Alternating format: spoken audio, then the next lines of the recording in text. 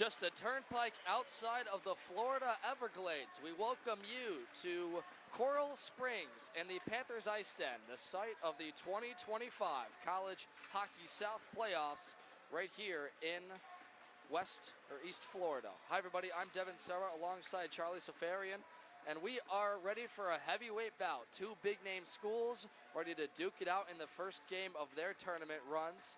The Georgia Bulldogs out of the North Division, the third seed, versus the second seed out of the South, Florida State Seminoles. Charlie, both these sides seem like they're juggernauts coming into this one, considering the gauntlet that Georgia's had to run in the North.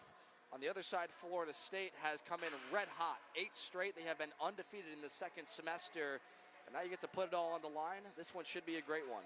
You know what? It doesn't get much better than this, Devin. Club college hockey at the D3 level in Fort Lauderdale. The weather is perfect. This should be a fun one. Two really good teams. They've played a lot of good hockey this year. Like you said, two juggernauts. I wouldn't be surprised if this one's a stalemate. No doubt. And how we saw last night, Canada versus the USA go down to the wire. Two very talented teams. I feel like this has the makings of that with the goaltending that both these sides have. Before that, we'll get ready to turn this rink side. There will be no national anthem or starting lineup, so we'll give you the goaltenders very quickly. First, the visitors in Georgia. They'll go to Tavion Dees out of Anchorage, Alaska. He's been terrific this year. 9-4-0 on the year, a 2.85 goals against average, .883 save percentage. For Florida State, they turn to their savvy veteran, Matthew Silliman, the senior out of Ridgefield, Connecticut. In 14 games, 10-2-2, a 2.90 goals against average, .914 save percentage, and he's up for some awards at the end of this season.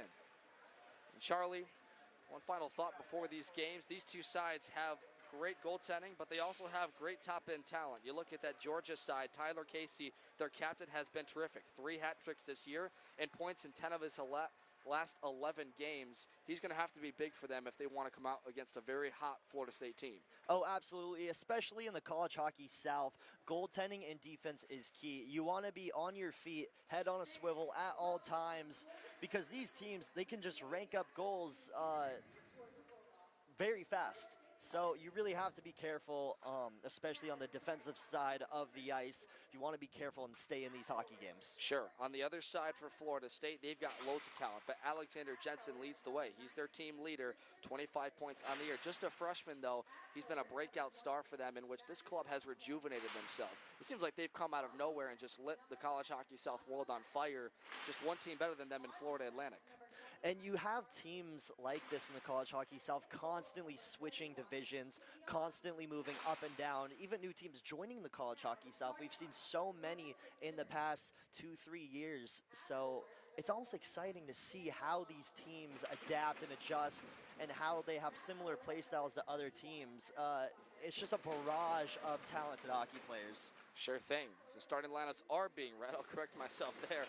I was informed we were going to go straight into this thing, but we are going to talk about some of these starting lineups. And we look at the Florida State side of things, our camera post. One of the guys in there we talked about, Ryan Chambray for Florida State out of Fort Myers, Florida. He's their captain and a guy that has been simply terrific on their starting line. This is the group that does the majority of the scoring, but you know, in a playoff game like this, you're expecting some physicality, right? It has to come from the depth.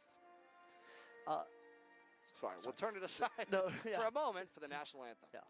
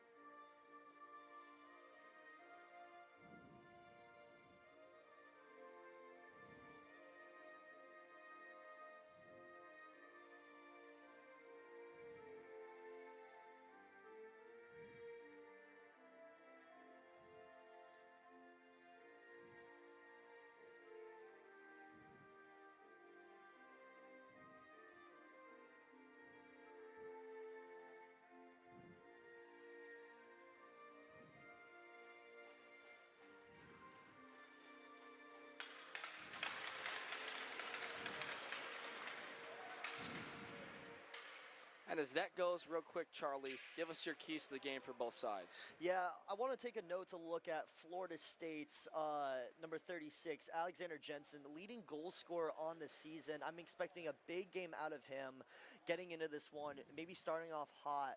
What I've noticed a lot watching College Hockey South Division III hockey, teams that start hot usually prevail. Looking at Georgia, I think they got to really be strong on the defensive side. That's kind of what they're known for in their program, especially with the D1 team.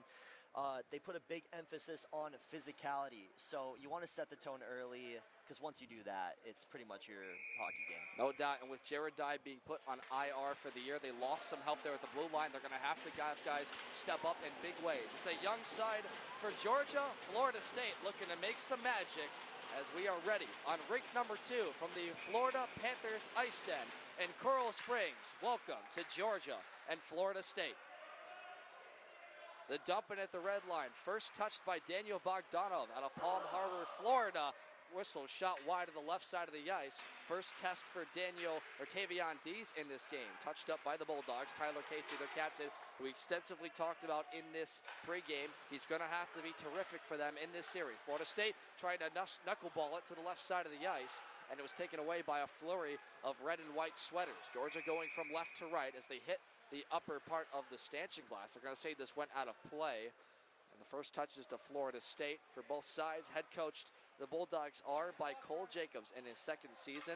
Bubba McDonald, the assistant, have done a great job in getting Georgia their first ever playoff appearance as this program is in their second year of rendition. Florida State, head coached by Ryan Smith, Andrew Durfee, McAllister Stambaugh, and Jacob Felch. Extensive group that has, you're talking about a team that has repeatedly gone to playoffs, at least in this tournament, kind of snubbed from the national tournament talk because they went on such a hot run in the second semester.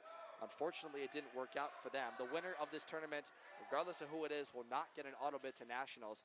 Now, we've got an extensive stoppage of play for what I'm not sure, Charlie. Looks like some issues with the clock. The clock never stopped. A lot of fans were actually trying to alert Stripes to say it was going, but it wasn't. However, I don't think that'll stop this hockey game from happening. No doubt. We resume play anyway. 19:24 is the time. They'll resume it at. This one flurried around the neutral zone. To work goes the Florida State forward. Blake Kakish, who gets rubbed out at the right circle. First physical hit for Georgia in this game to get going. Touched up by Greg Stecco out of his own right circle. Seminoles try to get to it up that far wall. Pinned to the boards, Case Santa Maria. This one finds an open lane for Barno at the left side. Tried to go cross-ice feed, put it through a red and white sweater. Back to retrieve it is Declan Stitt out of his own zone. He'll circle the goal right behind Matthew Silliman, who hasn't been tested just yet in his first minute. Devin Sarah, Charlie Safarian with you from rink number 2 in Coral Springs. The Seminoles back to work, trying to put this one in front, and it's deflected back out of the own zone, and Lucero will be the one to retrieve it. You know, TJ Skipper, he took a shot there out there on the ice, and that's just what we talked about. You have to be physical in these games, and you got to watch out. It is slippery out there. As it's iced by the Seminoles, they'll go back to their own zone, and you're right. We saw 2 play-in games yesterday between Kennesaw State, Florida Tech, Miami, and Alabama. And although the Alabama and Miami game wasn't that physical, Kennesaw State and Florida Tech got very scrappy at the end of that. Both teams didn't like each other. I know it's team specific, but no matter which way you spin it, this game is going to be the most physical both these sides will see all season long. As the Seminoles try to get it out of their own zone, it's carried up by Vincent Wood. Gave it to McAllister, up right wing, rather James McGovern. Gets past 2 Bulldogs on the far half boards. The tie-up at the end boards. Coming in to help is Jensen. At the point, shot never got through, whistled through a couple of bodies to the left corner. Georgia finds Jack Berry with it. He'll funnel it to some open ice and get it ahead where it's Taylor Price, the alternate captain with speed. Dumped in, rather that's Victor Murphy at the end boards. Gets a rush on. 2 Seminoles come in there. Jammed up against the near side. The benches are between our broadcast position right under us, so you won't see their line changes all night. Here come the Bulldogs the other way, trying to feed Noah Halley in the middle of the ice. Couldn't handle it between his wickets. Carried for a moment by Russenberger. Lost handle. McGovern is there. They'll get help from their defenseman as Georgia is getting fresh lines on the ice. Up left wing, back to retrieve it. Nate Gennard, the senior out of Raleigh, North Carolina, will find some open ice. There's a shove off. Now they come back into the attack. First shot over the head, whistles of Silliman. Never got through for a glove save over the blue line. Carried and touched up by Tyler Casey once more. Coming back. First line back out there. Shot on Tavion D. Saved first time. Rebound comes free to a white sweater. Casey in hot pursuit against black sweater and Tyler Richards. Up for grabs in the neutral zone. Florida State once again will reset. They'll go D to D back in their own blue line. Stretch pass in the neutral zone. Intercepted. Touched and held for a moment by Charlie Reif. Wanted to feed up forward Tyler Casey, but mishandled it, so gives possession back to Florida State. 3.5 minutes gone. It's a fast pace already in this one. Besides the first stoppage, Charlie, both teams are getting their touches where they can. Absolutely. I think Georgia, they've had a lot of good chances right there in the middle, and it looks like they're setting up some good plays. They just haven't really been able to get off a quality shot. Florida State, they've been very physical in center ice, and I think that's making it kind of difficult for these Ice Dogs to really make anything happen. But I really like what I'm seeing so far, and we kind of predicted it ourselves. It's been a stalemate. We got the first penalty of the game. It's going to be a hooking call on Florida State's Nick Slew, as there was a tie-up over his own blue line. So Bulldogs will go to the first power play of this game. Slew's going to spend some time in the sin bin, think about his actions. Again, I wouldn't be surprised if I saw more of those. Very important face-off. Fair save, second try by Silliman. Kicked away. He fought off a nice rebound attempt and got his left skate, or right skate rather, across. On the right side, trying to funnel it through the blue paint. They do. Silliman directs that traffic. And we are going to say this is a lights-out power play group by this Georgia team. 27 power play goals. That's the most of any college hockey South team this season. They've got speed up right wing, trying to re-enter the zone. The far half boards, Tyler Casey's in there once more. Daniel Bogdanov tries to rub him out. Catching up to it is Chamber on this near side. He'll dump it the length of the ice. First minute nearly gone for the Seminoles, and they fought off Matthew Silliman and his first tests of this game.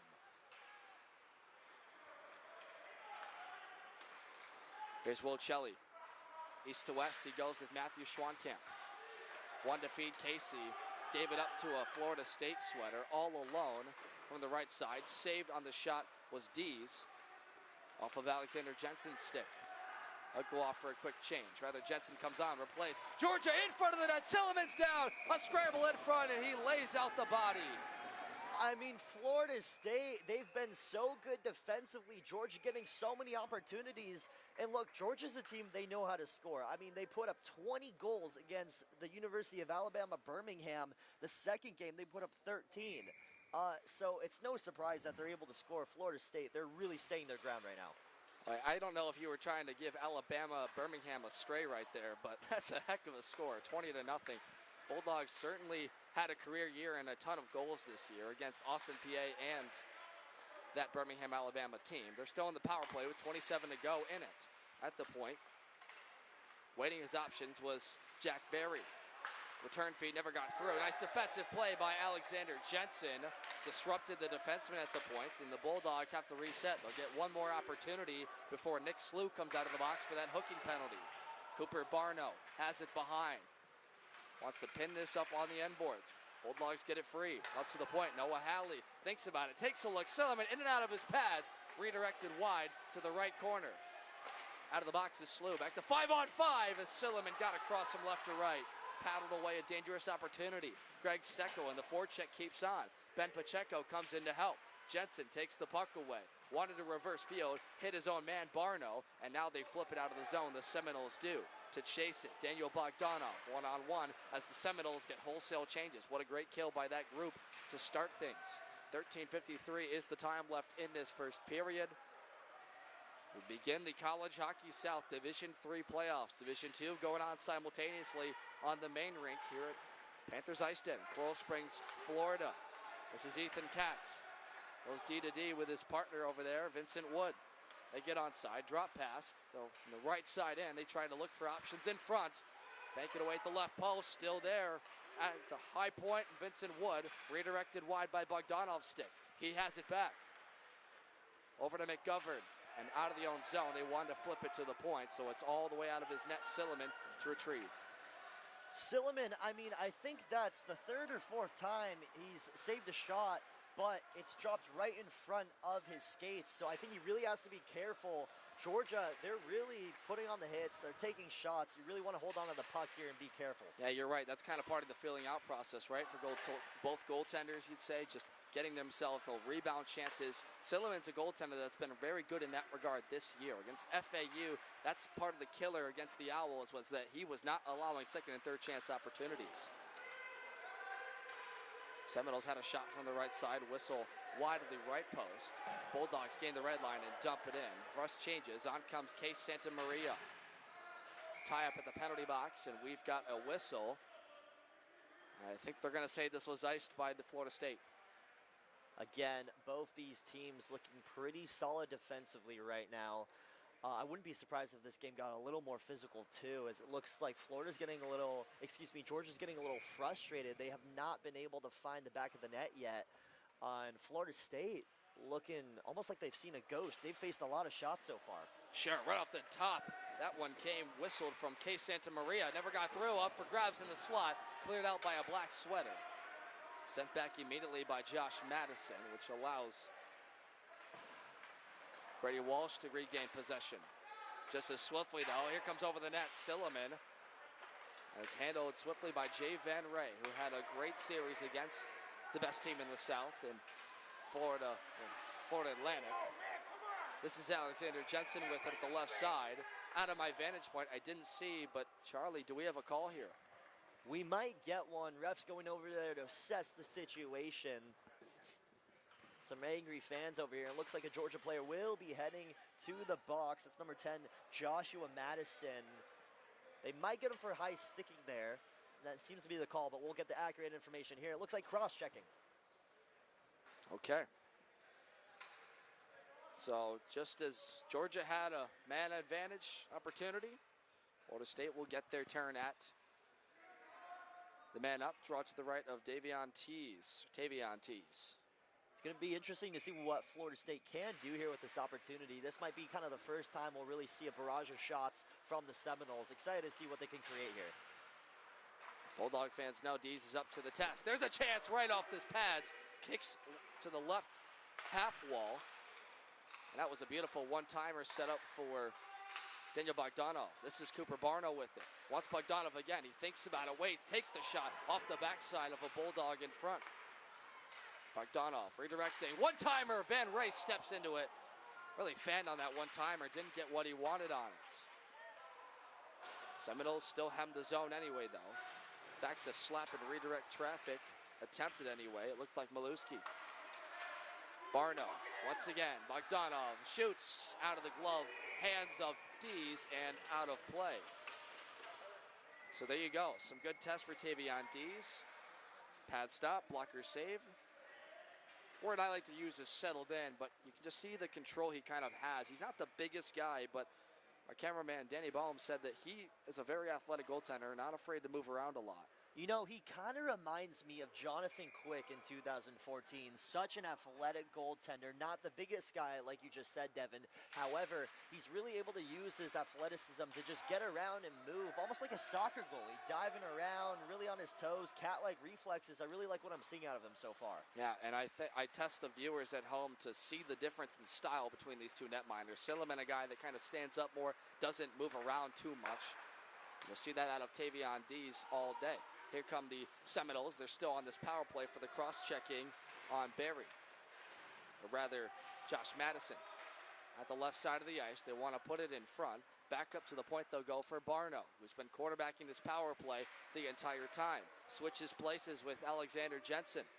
Jensen will cut to the middle of the ice. Still on the left side. Looking for options. Now a tie-up for a moment. And the Bulldogs get it out. They've got a shorthanded break. Jack Barry comes in, has one man to beat. He does from one knee, waits, lost his footing. He has help coming back with Casey. Couldn't feed it in time.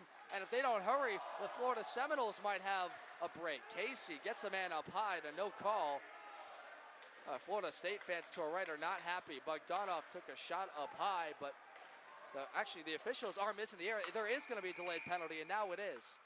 You know, it looks like Barry got a little too cute with it, came down there, delayed the shot a little bit, lost his footing, and look, you're going to get another delay penalty. Georgia kind of starting to see a trend here with these lack of, I don't want to say lack of IQ plays, but not the smartest plays, as you're going to see a couple more players spend some time in the penalty box. Sure. I'm sure head coach isn't too happy about that. That was a hard kill for Georgia. They were hemmed in their own zone the entire time, and now you, just as quickly as you get a man out, you get a person back in the sin bin. So, I mean, if you're Florida State right now, you've taken looks from the right side. You haven't really tested that low blocker side yet. I mean, if they keep this up, they're going to have to start paying rent in there. Well said. Face-off win by the Seminoles. Traffic in front blocked it down. His own man on the left side. Second power play group out there for Florida State. Pinned up against this left side. Out of our vantage point. See it on your screen. Still trying to free it up. Bulldogs doing a great job pinning this left side of the ice. It squirts free finally up to the point. Kept along by Stitt.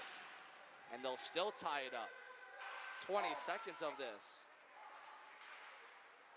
Through the middle of the slot, but Govern wasn't ready for it. He has to chase to the far corner. Pacheco is there. Help coming from behind with Fleming. And just like we did on the left side, opposite corner, we'll fish it out. Steckel gets to it.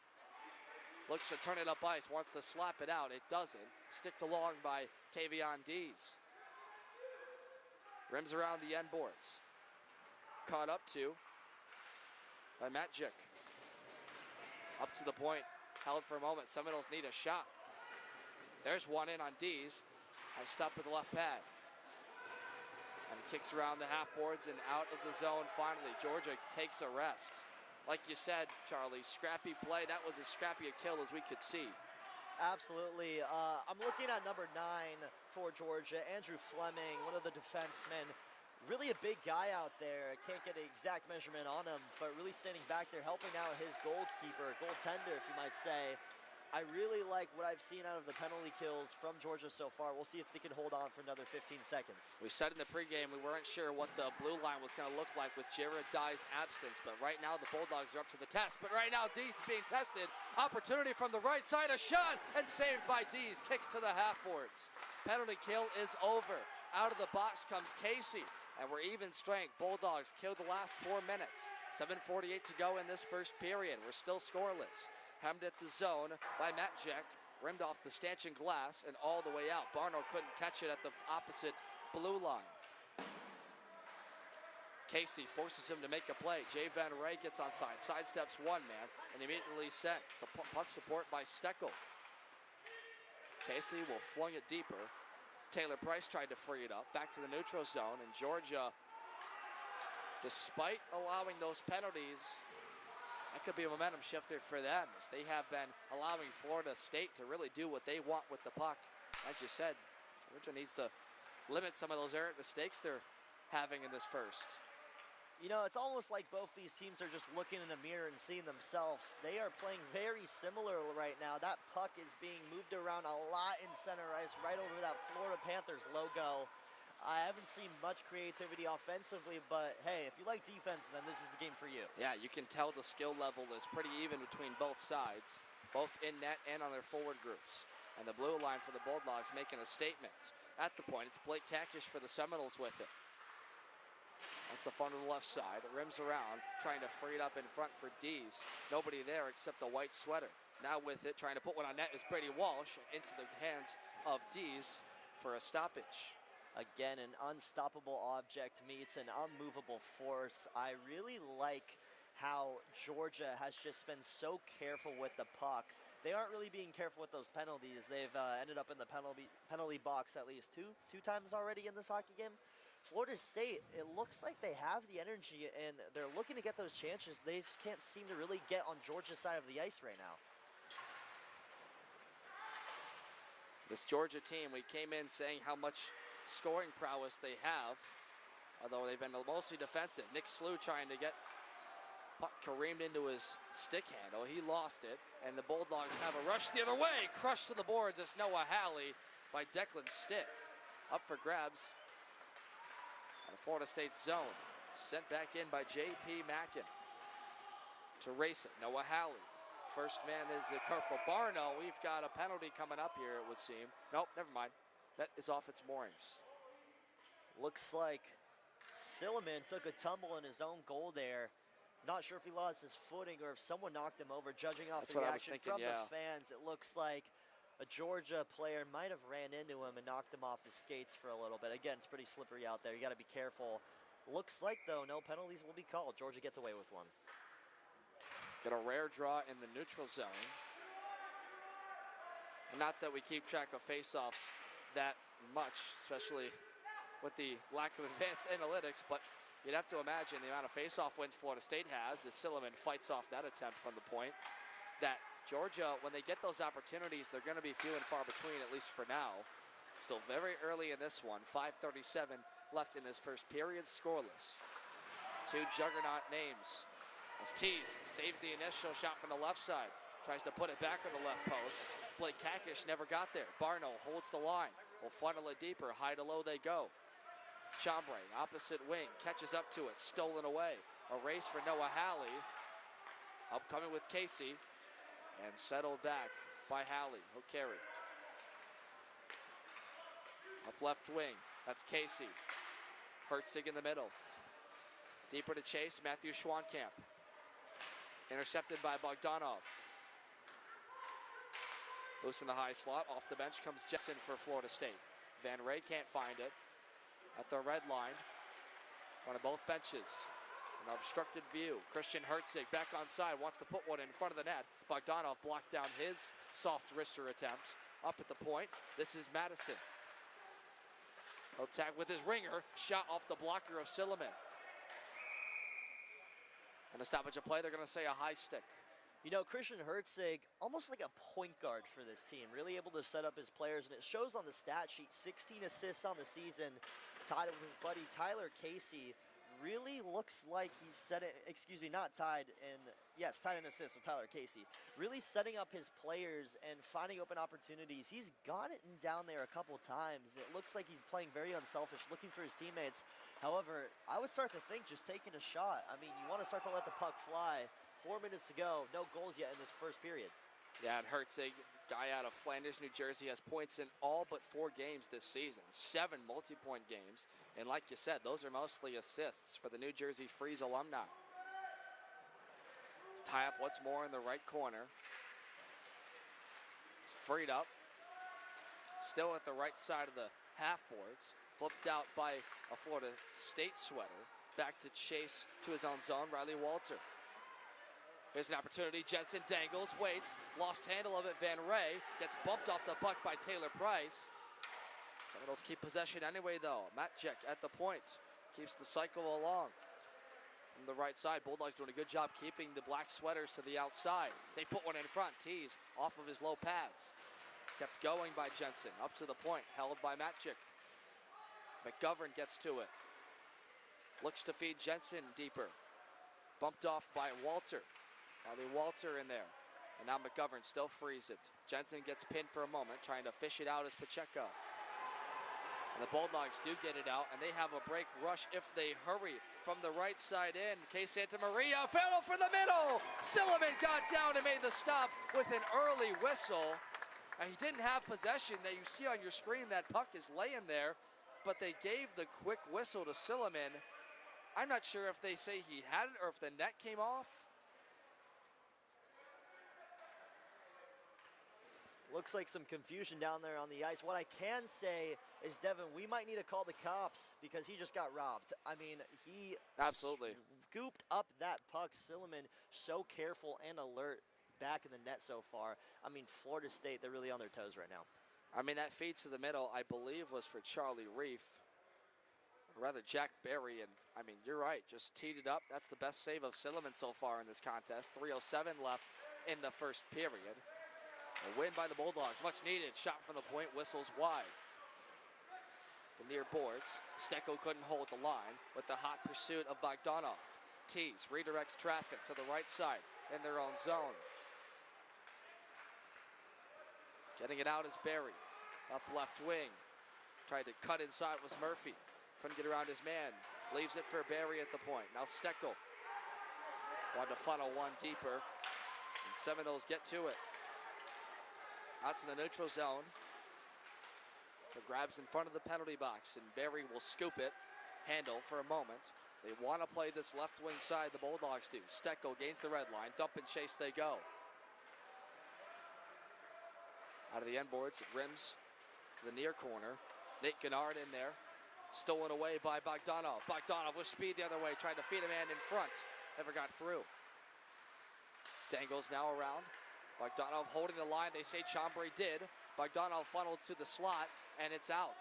The Bulldogs, while they're changing numbers, have Murphy. It's stolen away by their captain, Chambray. Calm, cool, collected. Zucker in the middle, fed by Bogdanov. Tees, I think, got his stick in there to redirect the path of that puck. Up top for Stitt.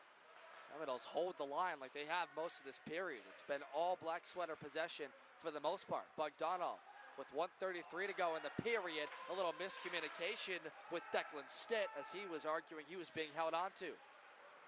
Cooper Barno anyway. Gets to the right side. Bogdanov's picked off by Chad.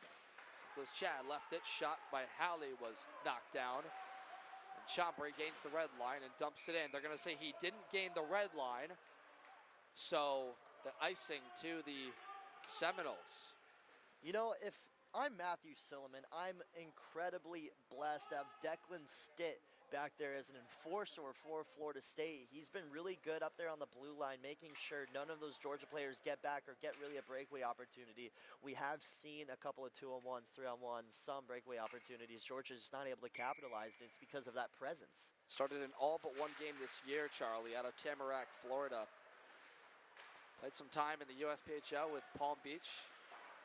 And for a blue line that doesn't get a whole lot of talk, you're right. He's been a much-needed presence for them, considering that they've been doing most of the scoring of their opposition. 1 minute to go in the first period. This is held by Charlie Reif with speed through the middle of the ice. All alone, tries to cut around one man, gets to his backhand, didn't get the shot off as he was bumped off the wrist handle. Trying to look for the slot, calling forward is Casey. But still on this right side. Seminole Sweaters keep him to the outside.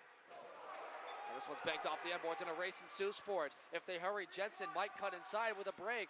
Wanted to put one towards the net. He had Madison all in his face. 25 is the time on the clock. McGovern is in there behind. Pressed by Madison. Wanted to free it up for Chambray, or rather Jensen. McGovern gets back to it. Races around the end boards. Charlie Reif defending him. 10 to go in the period. They still can't get in the middle. J. Van Ray puts it in there. And calm, cool, collected was Tavion Dees scooping it for the whistle. We'll get a draw, I think, to the left of him. Nonchalant, acting like he's been here before. So good. Those cat-like reflexes, again, have come in handy this game. Really good with his glove and the blocker. I mean, both these goalies have just been phenomenal in this game. That will be the subject of conversation when we come out of this break, but there's still 6.6. Florida State's been dominating the face-off dots. They get another win. Quick shot from the right side of the circle. Doesn't get through, and that will be how we end things. A stalemate continues. It's been a goaltender flurry. Tavion Dees settles in. Matthew Silliman, some flashy stops. And two powerhouse names going at it. The second seed Seminoles, the third seed Bulldogs. So we hit the break in Coral Springs, Florida. You're watching the 2025 College Hockey South Playoffs quarterfinals right here on YouTube.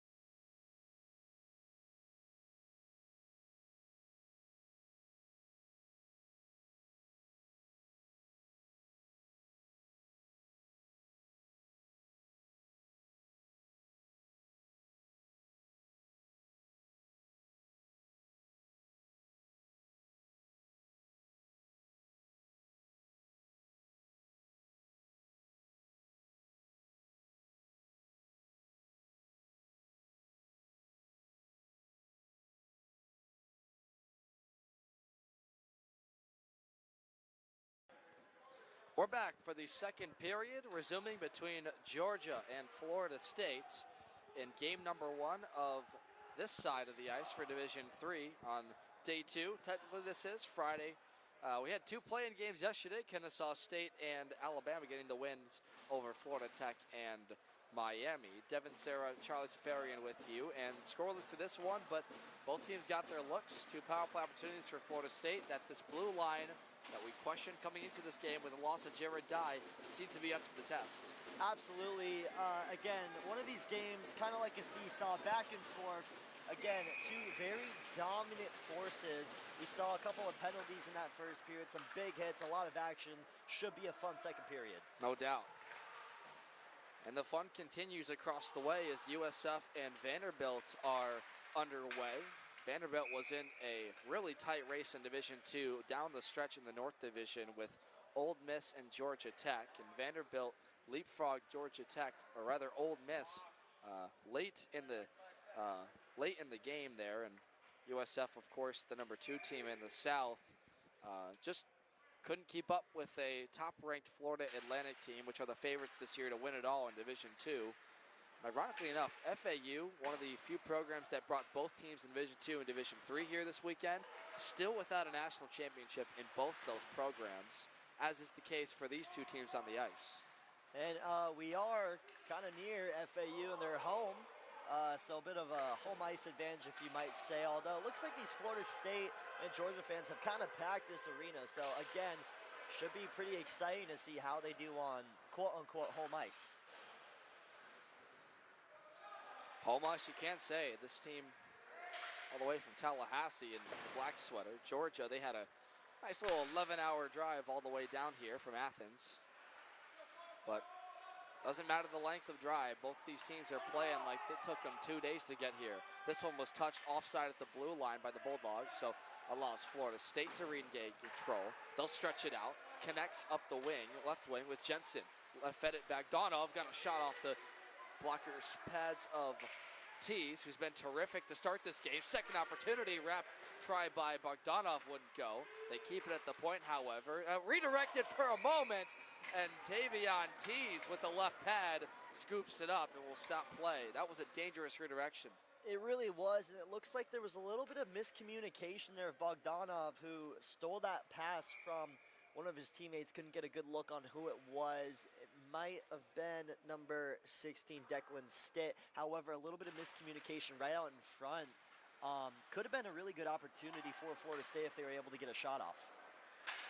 Yeah, and you know, for as well as Tees has done in this game so far, he faced that onslaught, of course, on the 2 power plays and has looked pretty nice. Hasn't had to have been too athletic, but we saw right there how quick and agile he is with that left pad. Face off in front of the Florida State bench below our vantage point. Florida State's bench to the right, Georgia's to the left. Seminoles win the draw. This one's glove saved easily by Tees off the quick shot attempt over there by Stitt.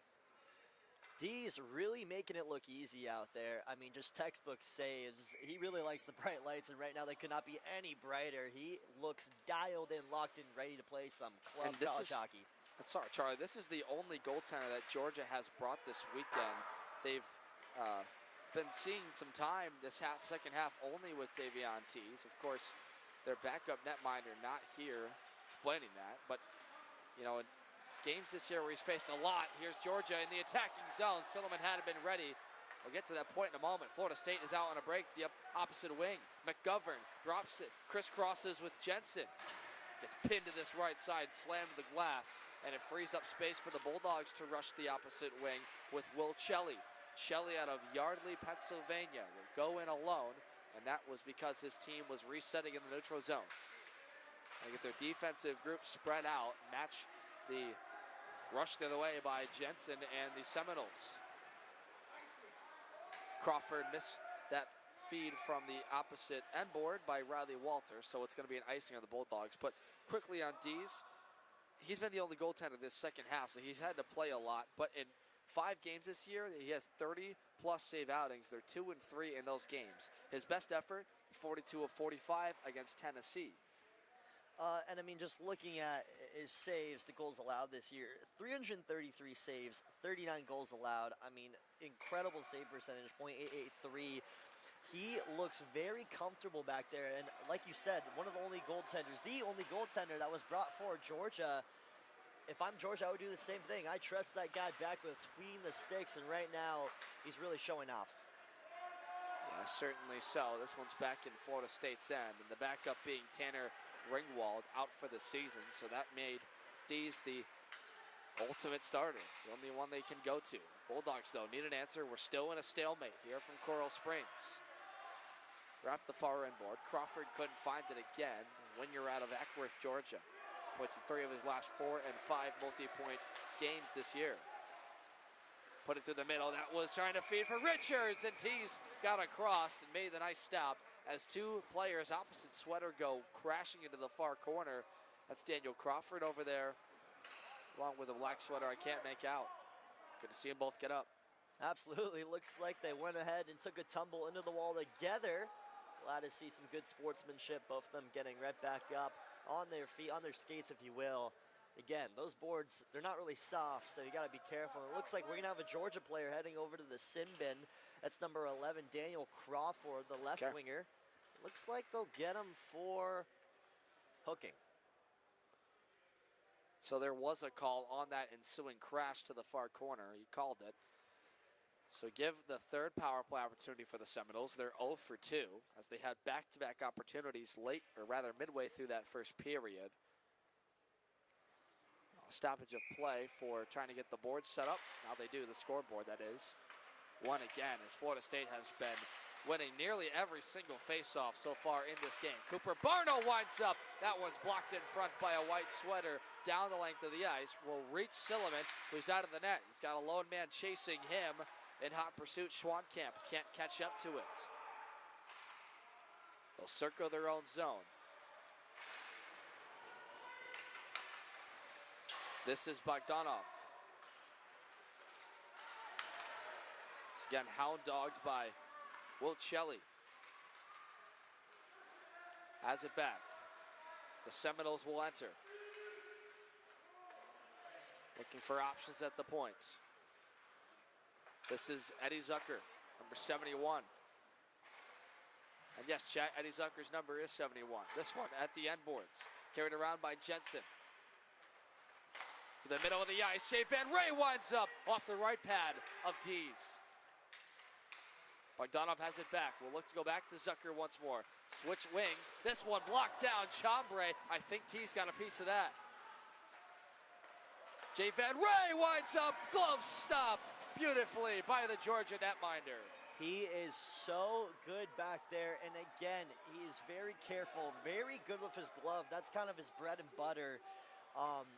He just looks like he's really carrying this Georgia team on his back right now. Again, we're not tracking shots on goal. He's faced a barrage of shots and opportunities from this Florida State team, looking incredibly good.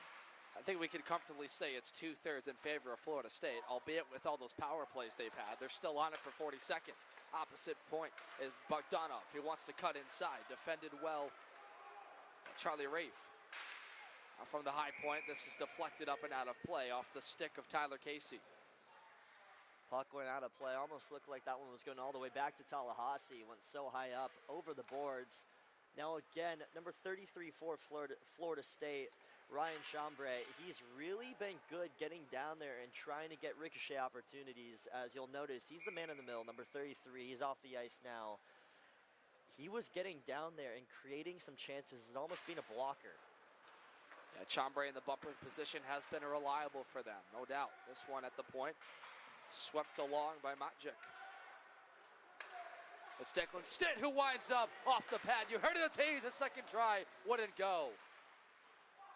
Keeping the play on. Tease is up and up to the test once, twice, 3 times. Paddles that one up again. Pinned up rather than calling that Matjuk, that's Lucero. Braxton Lucero wearing, I thought would be 98. He's wearing 74 in this one. McGovern over the line. Opposite wing, Richards gets sandwiched in the middle of that left wing. The Bulldogs with a race out of the box. Declan Stitt will catch up to it. And 0 for 3 is the team in maroon and black. They're maroon, right, Charlie? Now, again, a little bit of I think it's maroon. miscommunications over there. This is offside on Florida State. Looks like Florida State's Alexander Jensen got a little bit of snow on his jersey, hit the ice hard. We'll get some extracurriculars, players exchanging information, some words of kindness, if you will, as they approach their benches. Calls the draw to the right of the penalty boxes. Myhill into Diggett. Russenberger. We appreciate your activity in this chat, folks. Love to keep it up. Make us better, and I'm glad you're having fun in this stalemate right now. This is having the likes of a juggernaut matchup, and it was advertised that way coming in. Max Myhill is there for the Seminoles. Up to the point. Vincent Wood winds up. Missed it of the right corner. Race ensues. Brady Walsh. On the right side of the ice, pinned up for just a moment. Coming out free with it is Barry. On the return feed, Halley. Now they'll fight in the left side of Florida State's end. The right wing getting busy. Myhill calling for it. Russenberger in the middle. And a stoppage of play. Well, it looks like we had a little bit of a good example of what Max Myhill can really do. He's an incredibly fast skater, got down the ice incredibly fast, beat him in a foot race. And it looks like another Georgia player is going to be heading over to the sin bin. It's Daniel Crawford. So they'll get him for a penalty. That's his second time in the penalty box, if I'm not mistaken, Devin. And he I think you're right. Incredibly frustrated. He had the most recent infraction with a hook.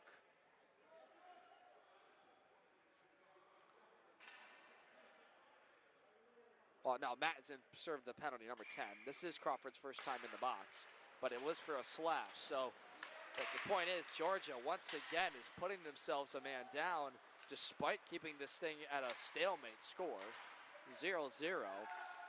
At some point, you're going to have to think this Florida State group that has a decent clip this year on the power play, 19, will get through at some point. But shorthanded, trying to race after it, is Schwankamp.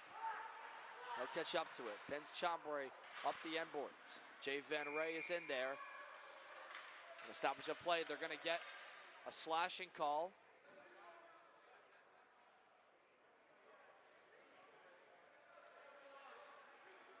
Let's see who they send. It's definitely starting to get a little more chippy out there. You can hear the explicits all the way from up here on the ice. It's number 71 going over to the penalty box. Eddie Zucker. Edison Zucker, excuse me. So Zucker will sit, and that's it for Florida State's power play. That's the first penalty they've taken since about the 5-minute mark of the first.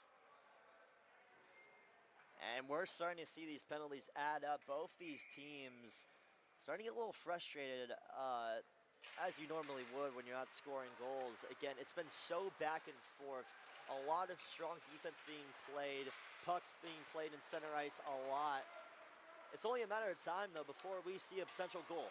Bogdanov to the backhand, fought off by Dees. Had help with Charlie Reif boxing him out. Jay Van Ray gets it back. Some open ice to work with. We'll have 1 minute and 6 until a brief power play. They score! Jay Van Ray! Jay Van Ray. Incredible.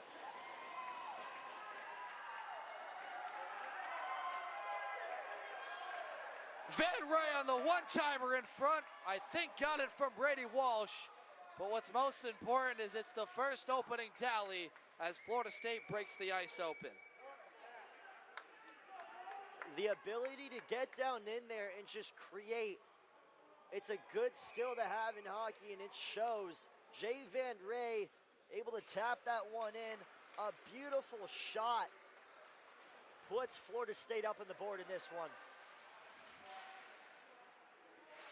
That's the 7th of the season for the Ormond Beach, Florida native. He's been somewhat quiet in the second half, but he had a 3-goal weekend against Florida Atlantic, the number 12 team in the nation, a couple of weeks ago en route with this 8-game win streak. The Florida Alliance alumni gets it through, and the Seminoles have broken it open. Georgia now has to respond. This is Christian Herzig out of Flanders, New Jersey, trying to free up the neutral zone. 28 seconds left in the 4-on-4. This puck is stopped for a high stick, and it will send it back to the Seminoles zone because it was their player. So Georgia will have a brief power play here, Charlie, but now that they've broken things open a bit, let's see how that loosens things up. You had to imagine with how long this game has gone on that, I mean, Georgia, they've got to pick up the pace at some point and limit these penalties because they are just killing themselves by putting people in the box. And you said it well, they are killing themselves. Really the only people beating them right now is the Georgia Bulldogs. So what a beautiful assist, though, pointing back to Daniel Bogdanov, able to just get in there. He was so good at setting up Jay Van Ray. Right now, this Florida State team, it looks like they're starting to click. Clicking, they are. But they're in their own zone for now. Georgia, 8 seconds till they have a brief power play for the slashing call on Eddie Zucker. Seminoles get it free, though. With a race, Jensen all alone, wants to cut inside, backhands it, and T's fought it off on the glove side. It squirts back up to the point. Or cross ice the Bulldogs will. Nicholas Chad has Herzog on his backside, takes it to the net. Silliman makes that stop. Saucers out to this near corner and bounces all the way back to Georgia's end. They've got 7 seconds left till Zucker's out of the box. It will make them 0 for 2 officially, but the score that matters is it's 1-0 Florida State off Jay Van Ray's stick with help from Bogdanov. The Seminoles are buzzing in this one, out shooting Georgia. It's still early in this one. And a bounce off the end boards will be gloved down by Silliman. Almost a kerfuffle there as Casey took a few extra whacks at him. 11:01 to go in the second. Devin Serra, Charlie Safarian, and if you had to give an honest assessment of the key players in this one, we've seen how the Blue Lions have really stepped up. The goaltending's been that story, but now these offensive guys, Jay Van Ray, who's needed to be a little bit of an unsung hero, gets involved. I mean, for Georgia, they got to think Tyler Casey's got to get involved at some point. And, you know, it's really going to be interesting to see how Tavon Dees responds after taking that first goal. Will it kind of wake him up and almost make him a little more comfortable, or will he start to be a little rattled? So, again, pointing out Javon Ray, so good offensively for Florida State. You really want to see how both of these teams can start to recover, and especially Georgia right now. And Georgia trying to recover in the attacking zone can't. It's Ryan Chambray up the opposite wing. Feeds Bogdanov. Wade shoots! Glove stopped by Dees. Well, I guess that answers my question. He was able to recover pretty well, as almost playing with a little bit of flair, a little bit of sass now. What a save that was. So good with that glove, as we were talking about before. And that's a big time. He's been flashing the leather a whole lot in this period, especially with the rush opportunities the Seminoles have generated. That's been a lot of the difference, too, is how many times Florida State's gone down, up and down the ice. Georgia really hasn't matched in that terms of pace. They've had to really be systematic to get quality opportunities on Silliman. And if we're really keeping track of that, they haven't had one since late in that first period. We're halfway gone in the second now. Forwarded along by Richards. Up for grabs in the neutral zone for a moment. Slew. Carried by Vincent Wood. He got it worked over. Racing up left wing, Charlie Reef. Couldn't scoop it under himself. Halley there to recover the loose change. He's given him immediately back, however. Ethan Katz sends one on net, well wide. At the goal line, puck's grabbed up, and we've got a call coming up here on Georgia. Looks like it's going to be for interference. And again, Georgia really not helping themselves, just adding more onto those penalties, and they are just kicking themselves right now. I mean, Florida State, we've seen, they can capitalize on opportunities. And right now, it looks like they're about to do so, as they're going to get a real good look at another chance in this game to maybe go up 2-0. They are 0 for 4 in this game on the man advantage, but they do have the most recent even strength in 4-on-4 from Jay Van Ray, the man taking the dots For the draw to the left of Tavion Dees after Anchorage, Alaska. They want to register on the score clock the penalty on Charlie Reef, so we're waiting on that. They put it up there now. Javen Ray is in there. Won it back to Cooper Barno. Right side, feeds Bogdanov. Barno looks for his options. Bogdanov wants it, takes it, blockered off by Tees to the far corner. Seminole lost his stick. That was Ryan Chambre. Gets it back now as the Seminoles are chased to their opposite blue line. Schwankamp. With defending Fleming. Zucker. Shot off the skate blade of Schwankamp. They'll go west to east. Bogdanov takes a look, leaves it for Van Ray. Wanted to feed to the middle, off their own body, and up for grabs. Greg Steckel almost redirected that in his own net. But it's all the way down to Silliman. Such a close one. Puck went flying up in the air. It's a bird, it's a play. No, it was a puck. I mean, and Steckel just laid into Van Ray, Charlie. I mean, these shots are going to keep coming, and these hits are going to keep coming in this hockey game. Really big hits. We're starting to see a bit of a higher magnitude of hits. I would not want to be out there on the ice right now. And you'd think this is an opportunity for Georgia, right, to build something, because they can't do it in the scoring right now. You've got to fight off physically and be the more check-heavy team, if you would. James McGovern re-enters the zone on the right side. He'll dump and chase it. Steckel has been all over in this penalty kill for Georgia. The defenseman out of Sewanee, Georgia, points in his last 2 games. Right now, Georgia, though, trying to fight off this power play still. 22 seconds left in it. The shot from the point by Zucker doesn't get through, and it's back to their own goal line. Tyler Casey, the captain for the Bulldogs, has a man in the middle. Pacheco, he feeds him, and Pacheco couldn't handle the feed.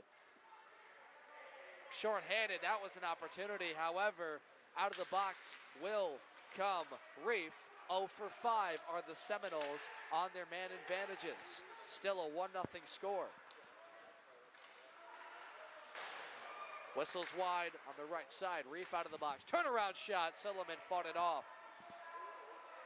Andrew Taylor Price, the alternate captain, redirects it, and it bounces into the glove side of the Florida State netminder. And you know, Georgia had a couple good looks there. There was a shot that went just to the right of Silliman, and if that one was on target, that definitely would have went in. That had some heat on it. Looks like Silliman wasn't really able to adjust in time. However, again, Florida State staying in control of this hockey game. Let's see if Georgia can prevail. And credit to the defenseman in front of the net. Florida State has gotten bodies in front of Silliman all game long. That's really been part of the reason. 2/3 of the shots, as there's one from Silliman, fought off again. That's part of the reason that Georgia has had such a tough time, because they're kept to the outside, and then when they get a shot on net, it's either redirected or it's softly into the hands of Silliman. Nonetheless, however, they're still at work, trying to keep it on side. Florida State, and with a right side chance, blockered off by Myhill's stick, off from Tees. Race the other way, Silliman with the stick stop in the air, and it's played with the high stick, so that will settle things down for just a moment. And we roll on in the College Hockey South playoffs today, as coming on a little bit later today will be Florida Atlantic and Kennesaw State. You can catch that right here on the College Hockey South YouTube. Tennessee and Florida. That game has a little bit of mustard to it, I guess. Tennessee, one of the 2 national teams in Division III this year, Charlie, and I know from Tennessee, there's been a lot of pride. We talked a little bit about their talent on the top end of that roster. They were expected to do big things in this tournament, maybe even meet South Carolina. And again, both very good teams. Should be a really fun matchup. I want to point out Kennesaw State, though, as you were talking about earlier, one of the most physical teams I've had the privilege of watching. Very scrappy, really able to assert dominance. Now, when I saw them play against Tennessee, it didn't really go their way. For Kennesaw State was a bit of a blowout in that game. However, I am expecting a scrappy game against South Carolina. And then as far as Tennessee, what a fun team to watch. High scoring, second in the College Hockey South. Both those matchups should be just extremely fun to watch. No doubt. And when Florida doesn't have roster trouble, which a couple of times they've been without their skaters on long road trips, they're as good as anybody really in the South Division to compete with. So this is Declan Stitt out of his own zone. From his trapezoid, will funnel it along the near boards. Josh Shames keeps it alive. Trying to chase is Tyler Richards out of Hanover, Massachusetts. The freshman loses it, gives it to Jack Berry. Right wing, Daniel Crawford waits. He's been one of the most productive players for Georgia the last couple of weeks before the tournament. Crawford still has it. Kept to the outside, up to the point. Coming into race is Nate Gennard. Pinned up along the near corner. Georgia making some changes in their personnel. On comes Nicholas Chad. Tries to take away the option for Tyler Richards, who goes the dump and change. Greg Steckel. Speed up right wing. Kept onside with Gennard. From the outside. Behind the net. Steckel well defended.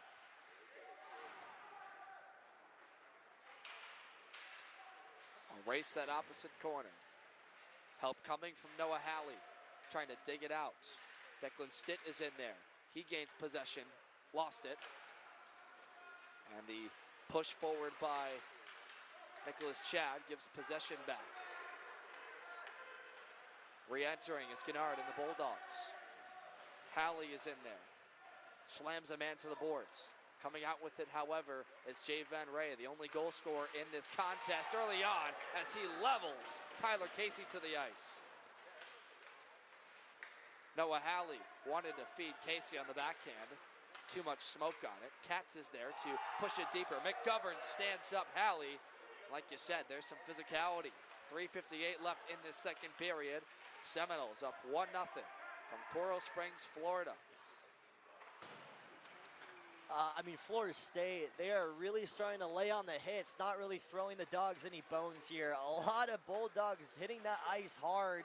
Again, they are playing a lot more physical and starting to look a little bit more dominant right now in this hockey game. Sure thing. I feel like you're seeing the matching, and with the 5-on-5, we've settled things down. It seemed like the penalties were non-stop on Georgia. 0 for 5 of the Seminoles as Katz put that shot wide. Up at the point, Vincent Wood, look out, blew a tire sort of. I think he stepped on the puck with his skate blade. Charlie Reif is in there. And the dump out by Riley Walter will force an icing. Is trying to race back, not in time, is Christian Hertzig. And you know, Greg Steckel for Georgia, he had a little bit of a good look coming down the ice a couple minutes ago. Plays at his own pace, reminds me of almost Luka Doncic in the NBA, really taking the game into his hands. Really good with his stick too. Had a good look right in the middle, but Georgia, again, just not able to capitalize. And that's been the story. I mean, Silliman really hasn't been tested a whole lot. However, Georgia's starting to match Florida State just ever narrowly. That's all you can do. It's only a one-goal game for now. Bogdanov behind the net, pushed away by Casey. Fed it out. Host of bodies got to it. It's Wilcelli. Dump and chase they go. So they're making changes. Casey off the ice. On comes Charlie Reif for Georgia. Directed by Walsh. Eddie Zucker frees it up. Kept on side for just a moment. Reif with help from Taylor Price. Bogdanov skates outside, wants to backhand in front, puts it to the middle for Zucker, and Tees makes the stop with no rebound. And you know, it's interesting. It looks like the net actually went out of place there a little bit. Ref's going to come to reset it. So Dees kind of bumped back into it when he was moving around. And it's important to point out, he does move around a lot back there. Not the biggest guy, very athletic and mobile though. So we'll see what they call here. Looks like they just kind of moved that net back. But Florida State, another good look at it. Yeah, you see the patience by Bogdanov. He's trying to direct all the ice to him behind the net and find an open man in the slot. And Georgia's just not given that as easily as I think Bogdanov wants. Nonetheless, from the point, Clapper attempt redirected, and a nice pad stop by Dees as that one hit a stick in front and went level to the ground, or the ice. So Declan Stitt Keeps it deeper, and that one nearly caught a piece of Richards in the net. Bumped off is Barno. Serves the check from Schwankamp, and it leads to Charlie Reef trying to cut through bodies onside. Cooper Barno boxes him away from the puck. Georgia waits in the high slot. 1:35 to go in the second period. A rush up right wing. Stitt onside. Collision stays onside. Stitt to the net. And the short side stop wouldn't go through on Dees. And now, again, Florida State still controlling this game. I mean, right now, Georgia, they really got to start finding the open man, getting the puck down the ice, really keep it in Florida State's zone, because right now they're looking like all bark, no bite. Well said. 1:24 to go. Draw to the left of Tavion Dees. Walsh off the face-off draw. Had his shot knocked down by Halley. Walsh keeps the play alive, and we've got a call. Is this going to be for high sticking? They're going to say this puck went out to the blue line. I thought Walsh kept it in. Oh, hand pass. Thank you. So cameraman Danny Baum doing a great job for you here, giving you an advantage point. This is rink 2 here in Coral Springs. We know it's a little cramped down up here, so we appreciate your patience. Here's Walsh. Feeds McGovern. Thinks about it. Puts it through the legs of a defender. Dees had to be ready on the short side. Lucero funnels through the bodies and up into the netting behind the stanchion glass of the goal. 56 seconds left. And real quick, I want to give you an update, Georgia fans. If you're wondering where defenseman Mitchell Fradkin is, received a text from him that he left the game and he's currently at the hospital with a broken collarbone, suffered on their first penalty kill. We know he's a very important member, the transfer out of St. Mary's College of Maryland. And we wish him well there over the hospital, Fradkin. Good to hear that he's getting the medical attention he needs, but that's a big loss for Georgia in this game and the rest of the tournament. Florida State, though, tries to come back the other way from James McGovern. 35 to go in the period. A race into the right corner. Stecco body checks a man to the near corner. Up for grabs at the end board. Still on this right side. Georgia wants to kill as much time as possible. Stitt, though, frees it up. Shot through a couple of bodies. Van Ray off his body wide. 13 to go in the period. Stitt keeps it onside. Stick loose in the part of the puck that lofts out to center. Bogdanov wants to re-enter. 4 seconds left. Can he get onside? Florida State fans want to call. They're not going to get one. The centering feed for Alexander Jensen, and it's too far from him. So a flurry of activity for Florida State leads to Jay Van Ray in the 4-on-4 from Daniel Bogdanov. And I mean, Jensen, McGovern, they all had a lot of good looks at it up there right in the zone. I was really thinking Florida State was going to be able to tack on another goal in that second period. But hey, that one from Jay Van Ray, that's really all you need in this game so far. It's been kind of a stalemate. Again, some pretty fun hockey. Yeah, back and forth a lot this period, but the big story has been those penalties. Florida State 0 for 5, Georgia 0 for 2, but Florida State is 1 for 1 in goals. That's where we sit. 40 minutes gone, 20 to go from the quarterfinal game. The North 3 Georgia Bulldogs and the South 2 Florida State Seminoles. We'll be back in 11 and a half minutes. You're watching the College Hockey South Playoffs from Coral Springs on YouTube.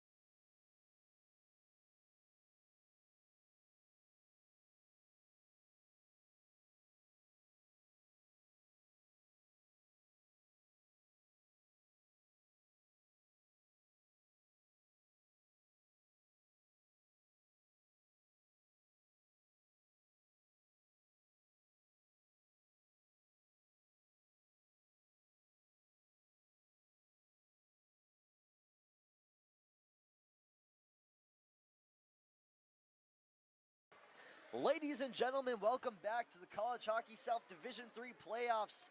My name is Charlie Sarafian, joined here by the incredible Devin Serra. Devin, it's been a really fun one, kind of a stalemate. Both these teams look really evenly matched. I'm expecting another defensive period. Yeah, Charlie, look, dude, I mean, this has been a fun first 40 minutes as far as the physicality. We saw it ramp up in the second half of this period where, I mean, both sides are just laying the body out. You look at guys like Tyler Casey, Noah Halley starting to make sacrifices. Florida State, though, has answered obviously with Jay Van Ray, Ryan Chambray, Alexander Jensen. They've made this one fun as we resume the fold. But before we do, we'd like to give a quick shout to our friends over at the Georgia social media team. They have been doing a great job all week with their content pages, led by Audrey Bender, who is the intern manager, leads a large staff. And these names are lengthy, but Charlie Davis, Leah Srinciane, Andre Backman, apologize in advance if I butcher this, Blake Racine, Bella Schwartz, Kira Sheck, Liana Kazel, Callie Clark, and Amanda Kinderman. That is a long list, but you know, Charlie, as you and I know, man, it's the social media teams, the photographers that make all this happen. Absolutely. They don't give you the phonetic rosters for the interns, so we try our best there with the pronunciations. Well, I appreciate all the help, and especially help to Mitchell Fradkin with all of the names there. But we are back underway for the final period in the quarterfinal of College Hockey South playoffs. Georgia and Florida State, the first Division III game on the slate today, has been a treat. 1-0 from Jay Van Ray, assisted by Daniel Bogdanov. And Ryan Chambray is the man trying to free it up for the point. They will. Comes through. Never got to goaltender Tavion Dees, who's been terrific in this game. 2/3 of the shots have come from the Bulldogs. They score!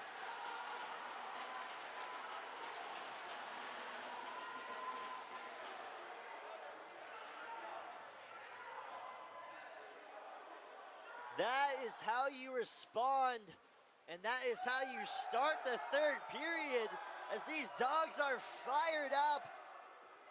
Georgia getting on the board, tied hockey game in this one. Devin, now that is how you fire up the crowd. Not a very large crowd, about 4 Georgia fans in attendance. However, those 4 Georgia fans, I'm sure they're excited. Matthew Schwankamp leads the line with Charlie Reef, and if it is Schwankamp off that putback opportunity on Silliman, his 16th of the year, the Cincinnati, Ohio native has been a big-time contributor this year. We've been waiting for them to show up, per se, the leading scorers. Schwankamp with Reef, and within the first minute, that's how they respond out of the period. The Bulldogs have knotted this one apiece. And they're back in this one, and some more they're looking for. This one's dumped in by Reef off the faceoff draw. Check that, Will Shelley. And Charlie now, let's see what they can do if that energizes this Bulldog group that we talked about has been physical. But Florida State has been lights out with the speed. Jay Van Ray, the only scorer for them. Breaks traffic, one-touch passes, stick to the net, blocked down, second opportunity, T sprouts out, and they score!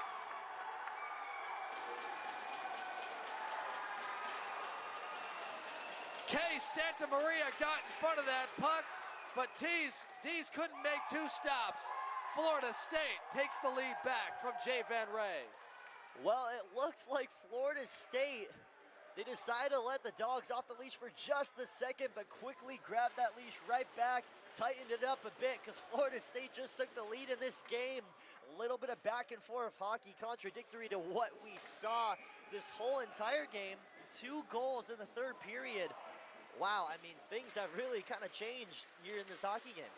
The fireworks, and as good as they've been, Chambray back in, whistled it wide to the glove side. As good as Dees has been in this game, he's given up a couple of rebounds, and no one picked up Jay Van Ray on the right side of the ice. Redirection under the legs of Alexander Jensen. All of a sudden, the pace is picked up, and Dees with a beautiful flash of the leather to settle things down for a moment. Jay Van Ray with 2 goals in this game. 1 in the 4-on-4, and the second and the most recent one, Ormond Beach, Florida sophomore. with the way Jay Van Ray's playing, I mean, we might see some hats start to go out there on the ice. He's chasing that hat trick, rightfully so. He's been really good in this hockey game, not only offensively, he's been kind of doing an all-around good effort for this Florida State team. We're going to look to see, though, if Georgia can respond. They've done it once, came out in this third period hot. I guess that locker room talk might have been pretty electric, kind of heard them yelling over there. But again, they have to keep their foot on the pedal if they want to compete with this very good Seminole team. And the assists go to Declan Stitt and James McGovern. This one's pinned up on Silliman's far post. And keep the play alive as it was fished out by a Bulldog. Schwankamp directs the blue line with Madison. Katz will go in to chase it out of his own corner. Ethan Katz gets enough leverage to forward it to Slew. Slew with the line with Shams. Whistles one from a sharp angle high of the goal. Richards is in there. Couldn't get to it in time. Shoved down is Slew, and he'll pin that corner up against two Bulldogs. That's Christian Hertzig. Gets his step back. Allows Slew to regain with the Bulldogs control of their own end. And it's funny enough how long we went in this game at that stalemate, Charlie, and all of a sudden back and forth we go. Both teams are starting to pick up the pace in this one. This is, of course, the winner-go-home playoff scenario. Cerro's shot fought off by Tees to the far corner. No matter what happens in this tournament, neither side will make nationals this year, but this Georgia program, 10-5-0 on the year, has been a resurgence. Their first year last year, they flat out struggled. They were getting blown out by teams left and right. But this year, they've, with the help of their head coach Cole Jacobs, made this program into an established power in the North Division. Back to retrieve at his own zone, Greg Steckel. Sewanee, Georgia native, points in his last two, the senior, wanted to get this through the neutral zone in front for Victor Murphy. He got it turned over. Stretch pass from Steckel, connects opposite wing with Gennard. Tries to cut inside, shot on Silliman, easily saved with the pressure help from Brady Walsh. And Devin, you pointed out none of these teams will go on to play in Jacksonville for nationals. However, that is not to discredit both of these teams' skill sets. Very talented hockey rosters. And again, it just goes to show how competitive club hockey really is. Not just competitiveness. I feel like the unsung hero of this whole league is Kyle No, commissioner, who's in a lot of people's objective opinion. We're broadcasters not supposed to subjectify. This might well be the best conference in college hockey as far as AAU goes. Considering the depth and the level of talent, you get these big name schools, big brands. They're just growing the game more and more with the amount of teams that have been established in Division III this year. And AAU has exploded in the last couple of years. This one's touched offside. I mean, I'll tell you what, they are selling jerseys. I've seen a lot of those SEC hockey jerseys at football games, baseball games, basketball games, especially in the winter months. And who would have thought it actually snows in Tennessee? I sure didn't when I walked outside last night to hop on a flight down here to Fort Lauderdale, which, by the way, phenomenal weather here. I might stay, Devin. It is beautiful this time of year before we get the onslaught of humidity and the rain and all the thunderstorms and the big H word I'm not going to say, but I think Florida natives, really anybody in this part of the country would know what I'm talking about. Right now it's 72 and sunny here in Coral Springs, Florida, just outside the Everglades. Devin Serra, Charlie Serafian alongside with us. A great staff. Denny Baum, our camera person. Ranked number 2 here, 15-12 left in this third period. Florida State regained the lead from Jay Van Ray a couple of minutes ago. This is Case Santa Maria, stop on a dime, fed it for Reeve, takes the shot on net, blocked down in front, and a hard-charging Seminole and Van Ray, who's been all over the ice, forwards this ahead. Would have been offside if they touched, so the Bulldogs get the opportunity to clear it out of their own zone. Barno mishandled it back to Slew. He'll go D to D. Stitt wants to forward the left wing, intercepted by Walter. He'll dump it, change his line will, as Jack Berry comes in. That's number 18, Noah Halley. Upright wing. Seminoles back into the attack. Nick Slew is all alone as the Seminoles are making wholesale changes. Intercepted by Barry. He's got speed at the left wing. His opposite man is Crawford. Couldn't feed him. One-time chance. The rebound scores! Daniel Crawford!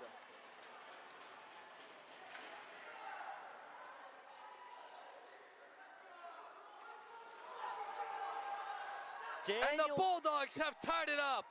14-10 to go in the third. Daniel Crawford evening things up here in Coral Springs. Wow, what an opportunity, able to get right in there, sneak that past the legs of Matthew Silliman. Now again, Georgia starting to show signs of life, and they're starting to respond here, and they've waken up. They realize it's desperation hour. That's a rare rebound given up by Silliman. We've credited him all game long, all season long, with having rebound control, being able to snuff out those, that time being a rush chance. There was a slight screen in front, but I don't know if that hindered him from collecting that. And Crawford, the right place, right time, rushed up right wing. Had the putback go through. It's knotted it to the Seminoles, back to the attack, and it's loose in the blue paint for just a moment. D's committed to the right side. From the outside in, Bogdanov has an assist on Van Ray's first goal. Blocked in front from the shot on the point. Schwankamp chased it to the corner. Help coming along with Hertzig. Bogdanov gets it back through his legs from the point. The cycle high to low. Bogdanov funnels it towards the net. Blocked down. Second chance by D's, fought off. It squirts to the end boards and flipped out of the zone by Tyler Casey. Some time to get changes as Georgia that time had to fight off Bogdanov, who's been one of the main puck carriers for Florida State in this game. He tried to clear it out of the zone, couldn't do it. It's funneled deeper to Schwankamp. Chases it to the near half boards. It'll wrap around the far end of the glass. Hertzig lost handle, but at the point, held in by Reef. Reef will flip ends of the ice, goes deeper, wants to find a man in front. Reverse field, tries to stuff it short side. Silliman was ready, and the Seminoles have a rush the other way. 3-on-2. Dump and chase. Chombre leaves it for Bogdanov, thinks about it, waits, shoots, and it's deflected up and out of play off the stick of a defender in front. Charlie Reef, he's smiling over there. He knows he had a very good look at it. Wasn't able to really find the angle. Referee talking over to his bench. Looks like the referee just took a shot at the Georgia bench, exchanging information. Interesting. You really don't see that too often. You want to relay to the crowd what he said? I believe he said, stay on your feet. In a nice way, right? In a very nice way. Yeah, that's the pedal down version of saying, get your rear end going. Nonetheless, Georgia trying to get their team going out of their own zone. They have been much better in this period, as evident by the score. Tied at 2 here, trying to stuff it on the right side, and fanning on the shot was Van Ray. He wants the hat trick, rather that's Chombre, or Jensen, excuse me. And we seem to have a penalty coming up here, as there was a large thud to our left in the corner, and it's a tripping call on Florida State. And now these refs a little riled up. You might see them start to make a little bit of more calls. And again, looks like our head referee right there. I don't know his name. He's really being the enforcer out here, is what you might call it. And as much as penalties we saw late in that first, the Florida State team went 0 for 5. They had all those opportunities. Things really calmed down back to even strength late in the second and then entering this third. Now there's 12:09 left in the period. McGovern sits off the face-off draw, trying to stuff it. As the net came off its mooring was Charlie Reef. And that will reset things. But, I mean, now that Georgia gets an opportunity, they haven't had many looks. 0 for 2 in this game. This is a crucial opportunity, of course, because of the score, but more because it's been all Florida State with the possession time. They've been hemming the Bulldogs deep in their zone, but now all of a sudden Georgia has answered, not just in score, but in pace of play. I think that's a really good way to look at it. They definitely look like they're matching Florida State's energy and physicality. But again, we'll see if they can convert and maybe take their first lead in the hockey game. Here's Greg Stecko. Oh, great interception by Daniel Bogdanov. Bogdanov alone, shoots it, blocker saved by Tavion Dees. Short-handed, wanted to go above the blocker. Georgia trying to re-enter the zone, but because of that possession, Florida State will sail it 200 feet across the ice. Case Santa Maria. Georgia looks to spread out. Past one defender. Wocelli, right wing, sent back immediately into the Georgia bench, and that will cause a face-off. Should be in the neutral zone, and it will be.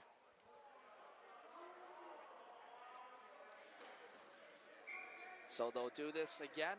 1:07 to go in the penalty to James McGovern for tripping.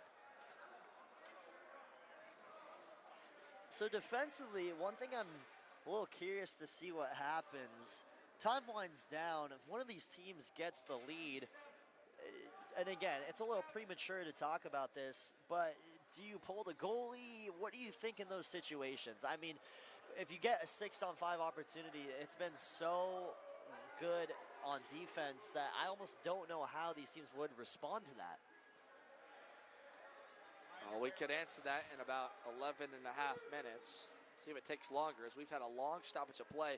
I thought they were going to put this in the neutral zone because it got flipped into the benches. I thought outside the blue line. If it wasn't and it was Florida State who sent it out from their own zone, that's why the faceoff comes back there. There was a conversation. They ultimately put the draw to the left of Matthew Silliman. That leads to a faceoff win for Georgia. Charlie Reif plays tag at the point with his captain Tyler Casey. Good work at the blue line by Florida State's Eddie Zucker. That forces the play all the way back to their own goal line for Georgia. Right wing, Casey re-enters. He'll skate wide. Casey tried to put it through the middle of the ice. Zucker once again made a nice play to force them outside, and Tavion Dees will leave it there for his defenseman Reif. Georgia, Florida State knotted at 2. Quarterfinal game on a Friday afternoon in Coral Springs. Daniel Bogdanov, who's been great in this game, has Alexander Jensen opposite. Short-handed, wanted to feed him in front. Too far away. Bulldogs, if they hurry, might have numbers back. Christian Hertzig wants to feed in the middle, intended for Wocelli. Diving play, can't get it out. Schwankamp cuts in front of the net, trying to one-touch it. Silliman down, and he's got it. Had Christian Hertzig all in his face, and Silliman stretched out. You know, Charlie Reif, it's interesting. He's been very generous with that puck. Had a really good pass right on the opposite side in front of Tavion Dees. I thought he was going to take that shot himself. But again, Florida State kind of being a little bit less aggressive just from a bird's eye view from the visual standpoint. But again, Georgia, they need to really get back in this game and try to take that lead. Tight hockey game here. Seminoles get bodies to the middle of the slot that allows them to get this rush the other way. Penalty's over. Dees doesn't know where the puck is. It's loose in the crease, and they finally scoop it. Not before a host of dogs come in to shove down Nick Slew. Took a couple of extra whacks at Dees because that puck was loose in the crease. Well, it's good to see that Tavion Dees knows that he has his dogs right next to him. They've got his back, and he's got theirs as he showed it so far. I mean, he's let 2 goals in, but the amount of shots he's saved, it's incredible. He is so good and alert, on his toes, ready to play some club college hockey. I don't have the official shots because we're not tracking it, but I'd have to bet it's at 30 plus. Around there, I'd say it's a good estimate. That's the case. It'd be the 6th time this year he's saved 30 plus. That shot sailed high atop the goal off the back of the stanchion glass. Slew finds it under his legs to leave it on a rush opportunity with Shams over the blue line. Slew didn't know where to go with it, so Fleming raced in to take possession. Stitt in control. Will flip it back because he was ahead of the red line. Steckel is there. Wants to work it out of his own zone at the right side of the ice. Kicks it forward. Stitt won't keep it onside. Bulldogs, if they hurry, got numbers. Odd man rush almost develops. All thanks to Brady Walsh, it was negated. And Walsh pins up Steckel on the far corner. Hertzig is in there trying to dig it free, or rather Murphy. Bogdanov kept forward by Nicholas Chad, and they separate. Mattinson will be there for the changes on the ice for Georgia. Stitt gains the red line, dumps it in. Mattinson will reclaim. Stolen away, Bogdanov at point blank, sailed it high. From the red line, Vincent Wood wanted to push it over the blue line. Van Ray, or rather Chombre, got called for an offside. And it's icing, and that's a little close there, Charlie. Oh man, Gennard is gonna argue that because he's saying he was neck and neck. And you know, I wish we had a replay because again, from up here, you can't really tell who got that stick on it, but it did look very close, too close to call, almost like that graphic in that Lightning Queen movie where he stuck at his tongue right out the finish line. Bit of weird analogy there, but again, we'll see what the refs call. We'll get a face-off in center ice. Yeah, that's them correcting it because Gennard did win that race. You could call it 50-50 if you're a Seminole fan, but this is the right thing to do. So they will put this draw right at center. Reif will take it against Zucker. Casey got a touch. The feed at Hertzig, who dumps it in. Schwankamp. Almost boxed out by Stitt. This is Bogdanov with Chombre and Zucker. Bogdanov waits, backhands at Zucker. Saucing it too high. Sharp angle try. Off the side of tees. Bogdanov is there in the slot, off of his skate blades. Georgia the rush to the opposite wing with Hertzig up left wing. Takes a shot on net. Silliman fights it off. Schwankamp is there. Bogdanov finds an open man, and Chombre, beautiful backhander. They're going to say he was offside.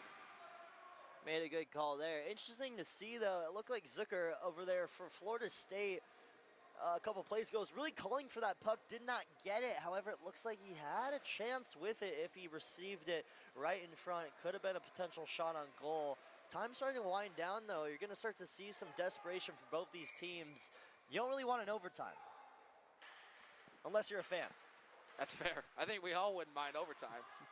Especially two powerhouse schools like this. How evenly matched this game has been. We said it was going to be a juggernaut frenzy, and it has turned into that. Jay Van Ray, 2 lone goals for the Seminoles. Gets it forwarded. Jensen lost handle, worked off the puck. Good job by Riley Walter getting in there. Played off the glass by a Bulldog. And Riley Walter, because it was dumped, is going to touch and icing on Florida State. Now, if you're Georgia, because if they were playing in this third period with it tied like they were in the second when Florida State was hemming the zone and cycling, controlling things, maybe you'd want to see overtime as a Bulldog fan, but with the way Silliman hasn't been too sure with the rebounds, you'd want to end it right here, or try and at least put yourself in a position, like you said, to force Florida State in some desperation. Absolutely. I mean, overtime, you're just putting the pressure on the goalies. Right now, Silliman letting some goals kind of fall back into that net past couple minutes. And if you're looking over at Tavon Dees, I think he would like it. Here comes Reif in front. Sorry, Charlie, off the pads of Silliman. Reif has been all over in this period. This is Wolcelli wanting to put one towards the goal. Missed it on the left post. Ben Pacheco there. Fought by Jay Van Ray, pushed to the boards. 2 Seminoles in this right corner. Help coming, big hit laid out. Motion of confusion. Now an open Seminole stretch pass. Connects with Jensen. He's got 1 man to beat. Jensen to the net. Never got the shot off. Got held onto. And I believe Georgia's going to get a call here. I think that's the right call, Devin. Looks like he was tied up a little bit as he was trying to get that puck down the ice. Riley Wader. Now again, it looked like it was a good opportunity, a breakaway if you will. Riley Wader, I think he got tied up with Jensen, I believe, who was the man on the breakaway for Florida State. Again, though, Tavon Dees, he stood his ground. However, we're going to get a power play. Kind of the first power play opportunity we've had in a while. Yeah, I agree. And you know, they're kind of lucky, too. He didn't haul him down, or else that might have been a penalty shot, even, with the way that Jensen had that speed. Nonetheless, Seminoles 0 for 5 in this power play. First time they've had an opportunity in a long time, but they have been good. Shorthanded, a breakout works for Tyler Casey. Casey to the net. Silliman got across and flipped under his skate, still up for grabs. Schwankamp can't put the rebound attempt through. Oh my goodness, that was a crazy opportunity. I don't know how Silliman got across, let alone kick that puck into the air.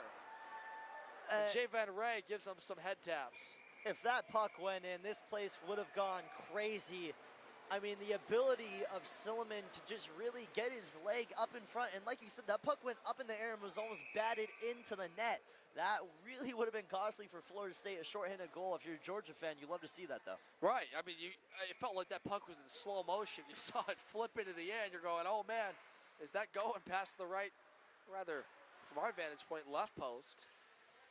Regardless, it stays at 2 apiece, and Florida State gets a break. Tyler Casey nearly shorthanded. Georgia's been one of the better teams shorthanded this year as well in the nation. Jay Van Ray with Bogdanov, nobody there, miscommunication at the point. Casey gets another race. He's got one man with Cooper Barno inside. Schwankamp can't get there in time to give him support, but they're shorthanded. Schwankamp finds some room. The right side takes a short side chance. Silliman fights it once and then smooths it away for Bogdanov. Seminoles look like they're on a penalty kill, the way Georgia has forced them to make some costly mistakes, and Bogdanov offside with Zucker and Van Ray. Devin, you took the words right out of my mouth. If I didn't know any better, Florida State is actually down a man because Georgia has just been so aggressive, coming in there at full speed. Definitely a lot of miscues for Florida State, but Georgia, I mean, Tyler Casey, he had 2 very good looks at the goal there. Casey has an assist in this game on the first goal by Schwankamp. This was early in the third. Since then, it's been back and forth. Georgia tied it up, then Florida State's Van Ray answered, and most recently, big-time goal by Crawford on a rebound attempt as it's knotted at 2 apiece. Georgia and Florida State, quarterfinal game of College Hockey South playoffs. Stick through the middle. McGovern blocked down and out of the zone. A race ensues in front of the Georgia bench. Slammed to the boards is McGovern. Pushed through by Wolchelli. They've only got 20 seconds left if Florida State wants to make anything of this power play that the Bulldogs have soiled. Sidestepping a hit. Schwankamp wanted to lay out a man. Parked in the slot as Stick gloves this puck down. Boxes out Pacheco. They'll shove him to the boards. Help coming for Florida State's Tyler Richards. Out of the box comes Riley Walter. 0 for 6 are the Seminoles in this game. Still on the attack anyway. This one fluttered through a couple of bodies, and Riley Walter couldn't sidestep it. Tyler Richards gets poke checked from Shelley. Up at the point, Stitt, or rather Jensen looking for his options, turned it over, up left wing with speed. Barry over the line, has numbers on the net. Silliman makes the stop on Hertzig. Bulldogs get a fresh line change after the ensuing changes from both sides. It's Barry at the opposite point. Funnel deeper. Walter lost handle. Back the other way, Bogdanov trying to get inside. Has help in the middle. Shams out there. And the Bulldogs force Barno all the way back to the zone. They'll make some, rather Florida State will make changes. Jay Van Ray comes back on. 2 goals in this game. 3:18 to go from Coral Springs. Second-ranked Seminoles out of the south. Third-ranked Bulldogs out of the north. Coming down to the wire, 3 minutes in all. Shot from the point by Walsh is gloved and seen by Dees, and will do it a draw to the right of him. Now, Dees, the hand-eye coordination that he has down there back between the sticks is so good. He was able to track that puck down all the way for a shot that came from almost near the blue line. He was tracking that puck the whole way down. I saw his eyes. Glove made the adjustment, made the save. Routine, textbook. You love to see that from your goalie. Textbook indeed. And we've complimented him a whole lot in this game, but now he's gotten a lot more help because of the offensive pressure by Georgia. Barna wanted to put one towards the net. Sharp angle try from the left corner, sails high. Here's Ryan Chambray, the captain of the Seminoles, trying to fight off Hertzig. He chased him behind the net. Threw a couple of bodies, never got to Dees. That went off the skate blade. Steckel and a race the opposite way. Casey wants to dangle inside, gets worked over. Nice defensive stand by Brady Walsh. They have numbers anyway, though. It's Barry to the net. Silliman, short side, made the stop. And that will force a face-off in Florida State's end, it would seem. And they'll make changes on the lines. You know, Barry, he's had a couple of good opportunities, and he, again, has been getting down there a lot. Florida State looking like they're starting to collapse a little in their own zone, laying the pressure, kind of get to them just a little bit. And we're going to get a timeout called from Georgia just to talk things over. Again, 2 minutes and 19 seconds remaining in this hockey game. 1 minute timeout. We'll see if they talk things over. Florida State looks like referees talking over with Matthew Silliman over there. So Silliman, he's had to face a lot of shots and a lot of chances in his own zone. That puck has found its way through the creases. That's why it's a 2-2 hockey game here in Coral Springs. So let's give you a brief recap of this one, Charlie, and our viewers at home.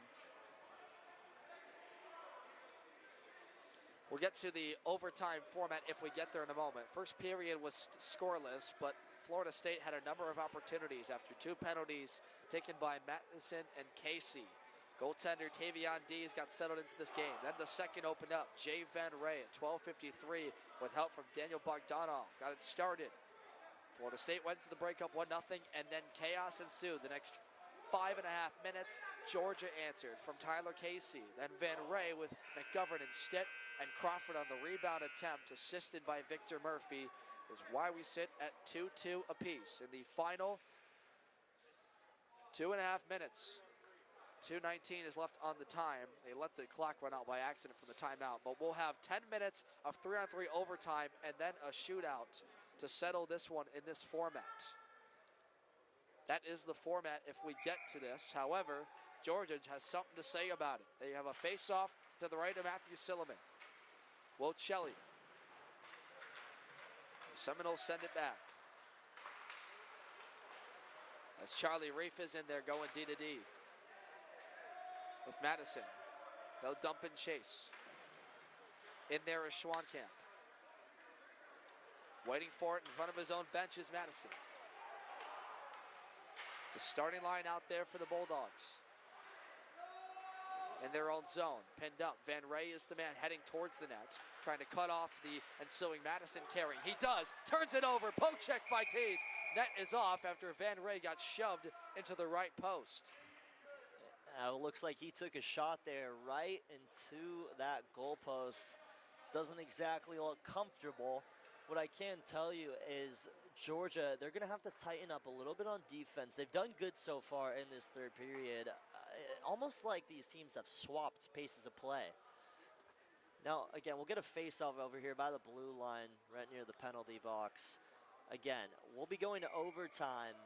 The time winds down, and we're still tied up here in regulation. And right now, it's looking like it's headed that way. Both of these teams fighting, looking to take the lead and move on in these College Hockey South playoffs. Thank you. Bogdanov, look out. Big hit. Got sandwiched in the middle of Steckel and Reif, and he's going to have to sit on one knee for a moment. That was a scary collision. Bogdanov got, from one man, his legs taken out, then up high by Steckel. Inadvertent. That was Bogdanov rushing through the slot. Give him a minute to rest here. And a clarification on the format, we were just informed by the officials, it will be 5 minutes of 3-on-3 overtime, not 10 minutes, which is standard in the regular season. However, this is a playoff game. Daniel Bogdanov gets to his knees now. He seems to be okay. Are they going to give Georgia a penalty here? Greg Steckel is headed towards the box. He wants an explanation. I don't know if that's well deserved. If this is a roughing, we're not going to assume anything just yet. I want to see a signal. Charlie, did you see one?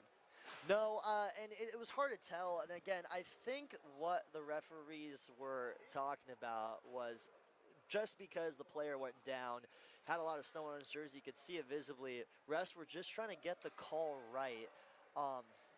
Again, it's hard to tell if they did. Didn't really see fully But are how they the play calling that developed. for roughing? Because I get it's a dangerous hit because he was sandwiched between two players, but I don't know if, or it might be contact. Oh, a trip. Is that what they're calling it? Okay. Thank you, Danny. Well, our tripping would cameraman. make sense because he did hit the ice hard. Again, you could argue he slipped. You could argue that he was tripped. Again, goes either way. I think refs made the right call at the end of the day, though. But this could be detrimental to Georgia as they're down a man. And again, Florida State, they can capitalize. Oh, well said. Anyway, this is Florida State's 7th opportunity on the power play. They are 0 for 6 in this game. Jay Van Ray looking for the hat trick, trying to be the hero, and he whistles it past the top of the left corner. Van Ray wanted to pick his spot. He has been terrific in this game, an unsung hero this season, if you would. Tyler Casey fishes it free. A man on the backdoor reef to help out Dees. Forces this puck up into the stanchion after a whack by Schwankamp and Cooper Barno. And we roll on in the College Hockey South playoffs. Coming up next, I believe, is Tennessee and Florida. Correct. Should be a fun one. North 2 and South 3 Scrappy team. one, if you will. Yeah, and this one's been anything or everything and that. So if we get a repeat in that game, if this one, or rather, if that game finishes like this one is, holy smokes. What a tournament so far. What a start to the tournament. It really will be.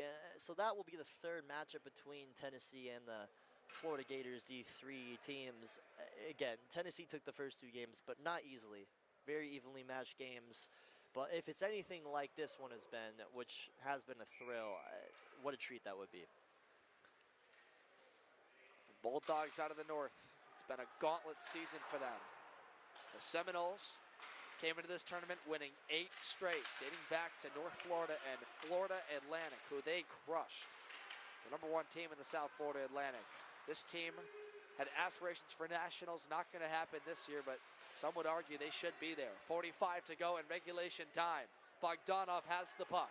He has an assist with Van Ray's first goal. Stops on a dime. Barno at the point. Gives it back to Bogdanov. Takes a look at the net. Thinks about a shot. Takes it. Whistled wide of the right corner. A minute time will last in this power play. Chambray crosses failed. Tees never received the shot. Behind the net. They want to put it in the slot.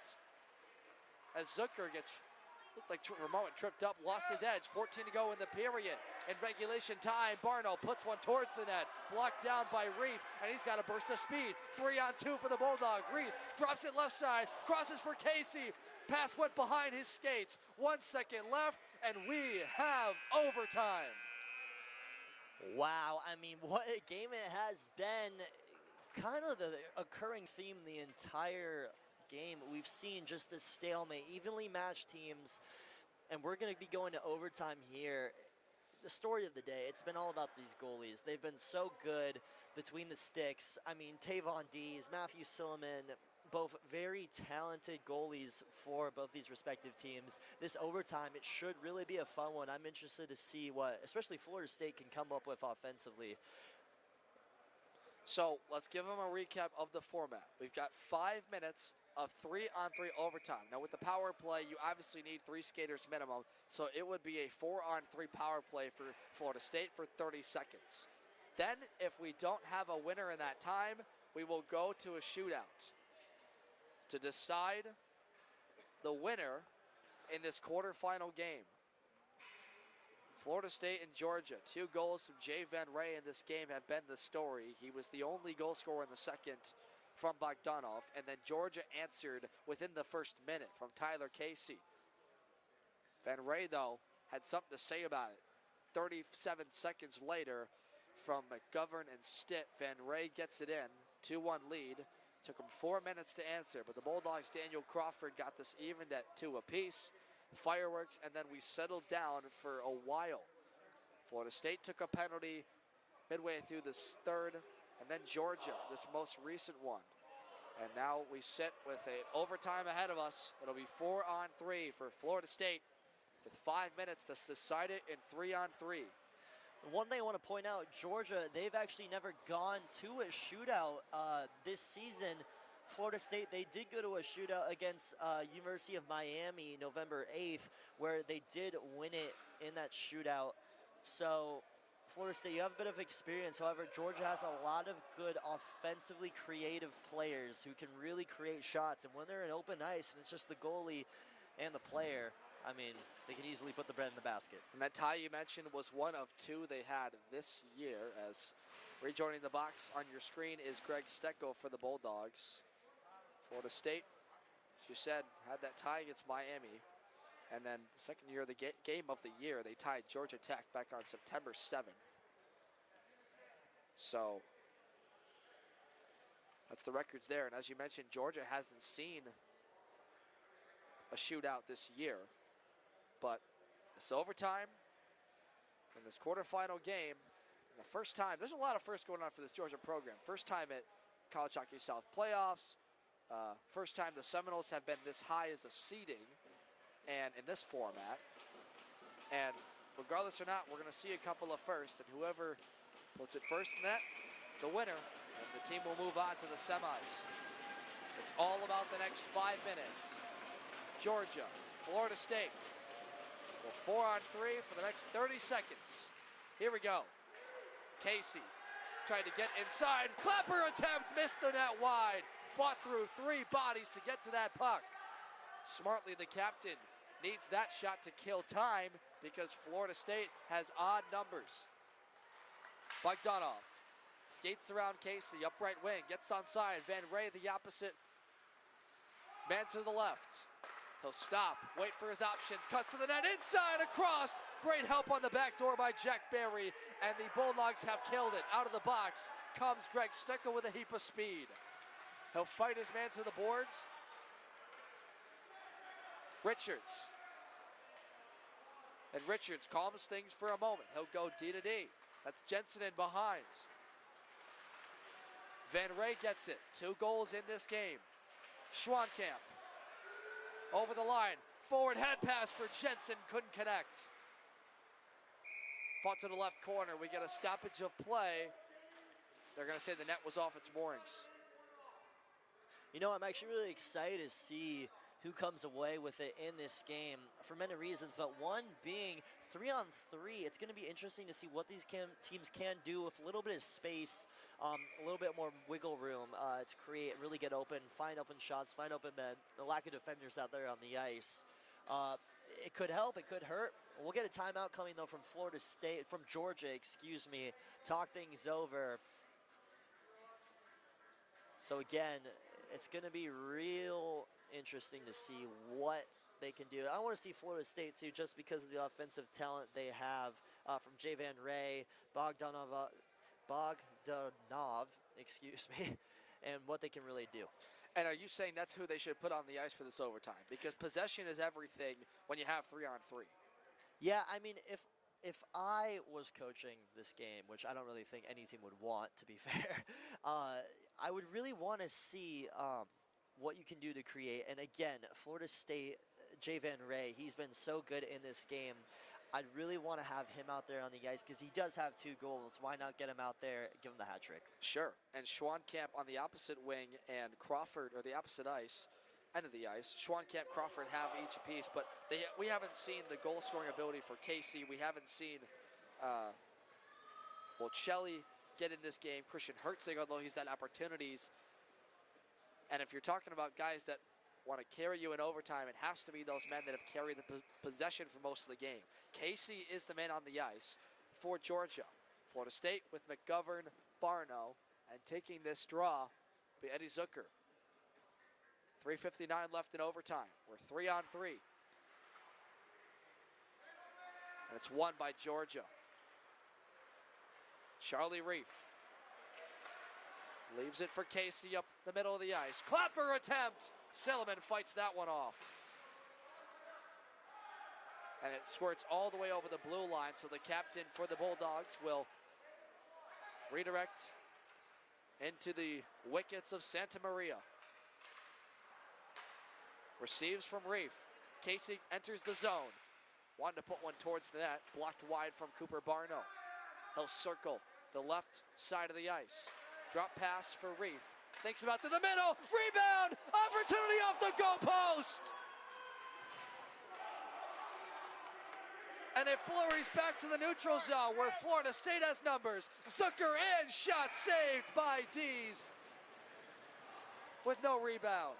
Unbelievable. I mean, I for sure thought Georgia was going to walk off this rink with a win. Moving on to the next round, swing and a miss, not able to get it off the post. Such a good chance out in front. Be interesting to see what Georgia does with this lineup here. They got Pacheco out there. Again, such a close one. The way that puck roofed in the air from their golf swing in the slot, that is about as lucky/unlucky as you can get, depending on your vantage point from it. Chambray back in his own zone, trying to find the open ice. Bogdanov skates away from Pacheco. He'll get a burst of speed. Gets through two defenders, sandwiched with Steckel helping out Pacheco. Fresh line for Georgia, finds room.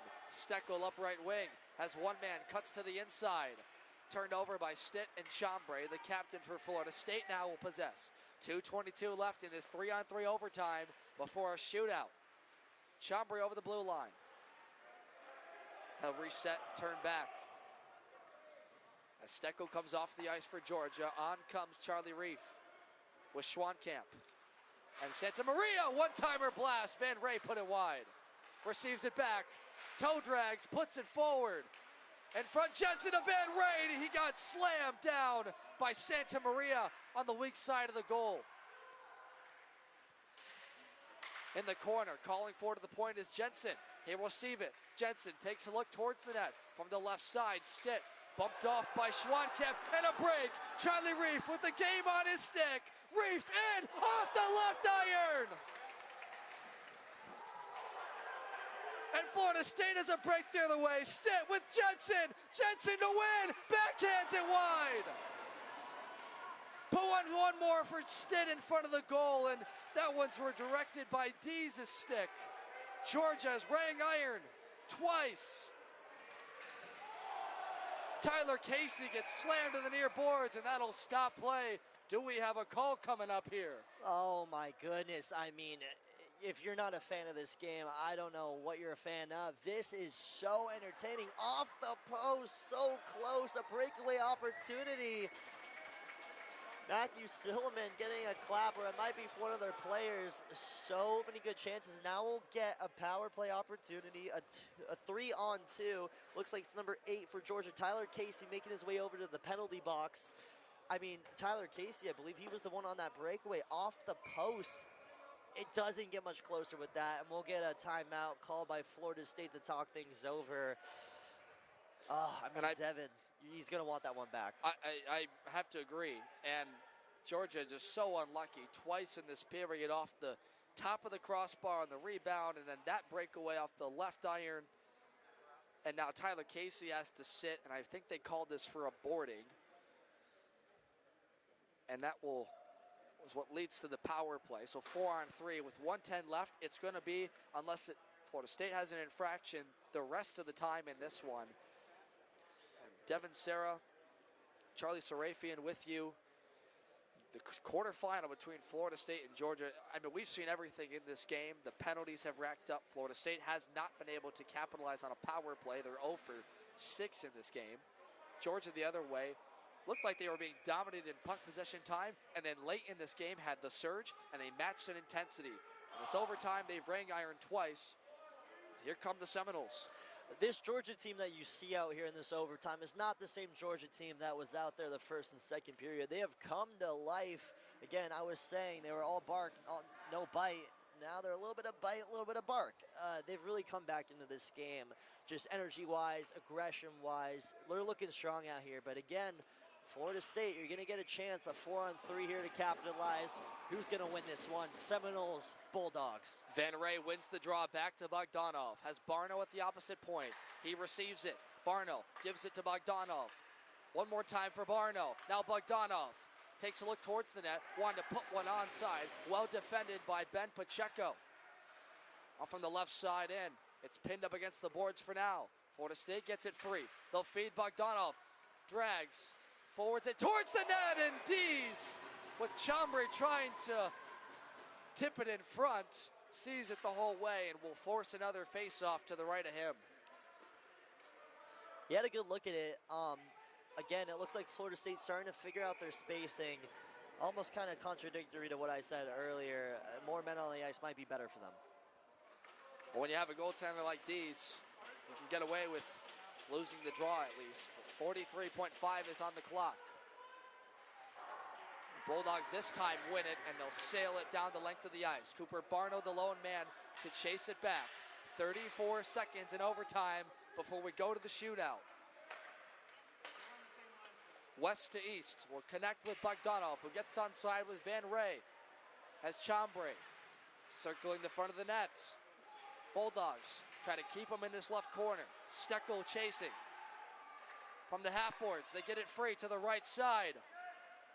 For Van Ray calling for it. Put one towards the net, off the skate blade of Steckel. 6 seconds left. Will Florida State get another shot off? It's pinned up the glass, they won't. We are headed to the shootout.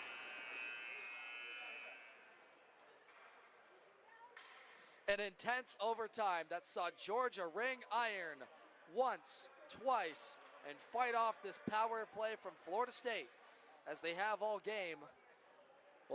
Will decide this one in the skills competition.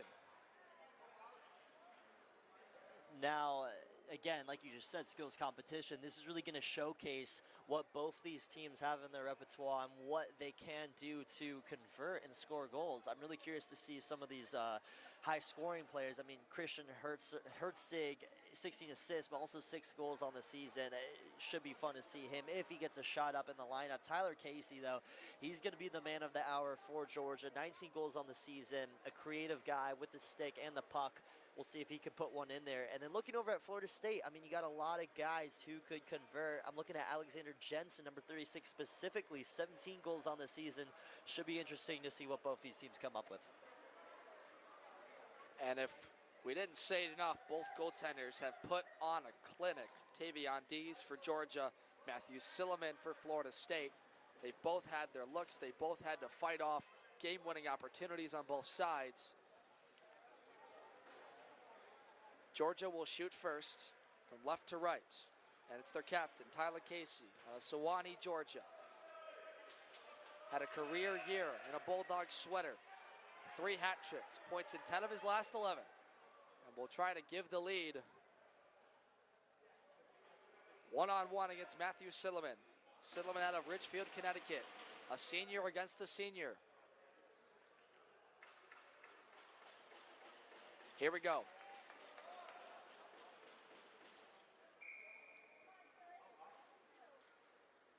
Casey over the Florida Panthers logo. Will drag in left. Casey waits. Saved by Silliman. He tried to pick low glove above the left pad, and Silliman snuffs him out.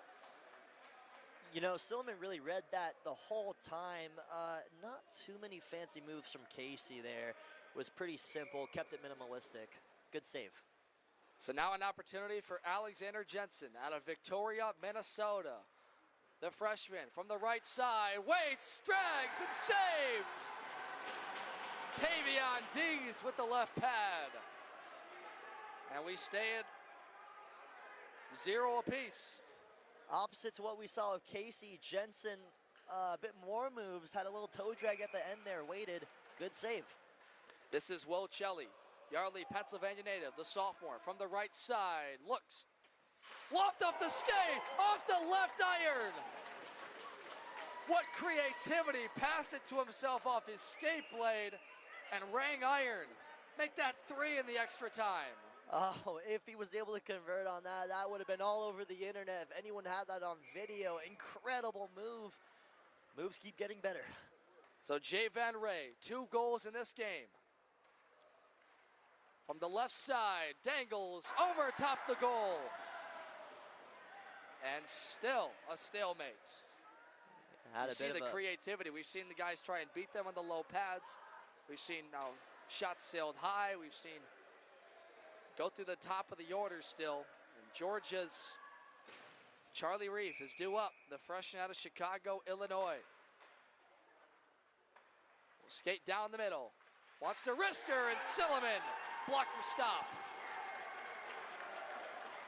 This is exactly what you'd expect from two goaltenders that have been lights out in this game all season long. So Georgia has to fight off with these. Daniel Bogdanov, an assist in this game. Bogdanov to the net, backhand, stopped again by Dees. these goalies are just playing lights out right now. They've came to play in this match. Dees, Silliman, it doesn't get much better than this. That would have been the hat trick, but rather, Jan Van Ray, before that, would have had the hat trick. Bogdanov stopped. So here's Georgia and Case Santa Maria.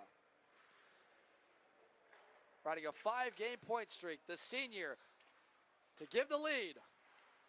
To the backhand, scores! Santa Maria!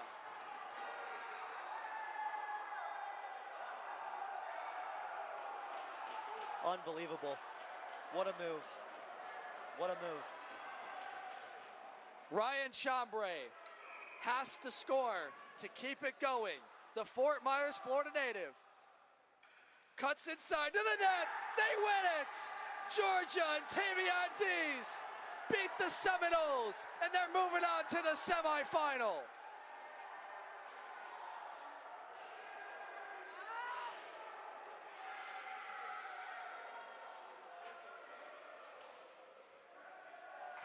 Magical. Magical. The mean machine in red and black gets it done. I don't see many drunk, obnoxious Georgia fans in attendance. However, they are incredibly excited. What a showing from Tavion Dees, showcasing his skills. Such an athlete. I mean, that's everything you could ask for in a goaltender. But what I want to say, Devin, is what a game that was. Incredible back and forth. Florida State controlled possession for most of this, led nearly the entire way. And Daniel Crawford got the tying goal in the third.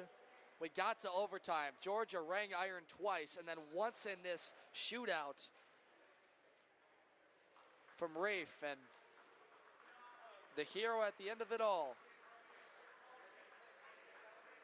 Tavion Dees with the save. Case Santa Maria, Decatur, Georgia native, sends Georgia to the semis. And Florida State, who had an incredible season, will look for consolation in the 7th place game. But what a game this was. Congrats to Cole Jacobs and that squad. And a great job by our entire staff here. Denny Baum, our camera person, Kyle Nell, the commissioner, getting this broadcast set up for us. Charlie Serafian, great job on color. And we thank you to the 150 plus watching here on YouTube. We hope you enjoyed it. This was a fun one to see. And coming up next, we have Tennessee and Florida on the opposite side of the bracket to continue on here in the College Hockey South Division III playoffs. So for our entire production team, I'd like to thank you for watching. My name is Devin Serra. Final score, the Georgia Bulldogs 3 in the shootout. Get the win and move on over the Florida State Seminoles. Thanks for watching and have a great afternoon.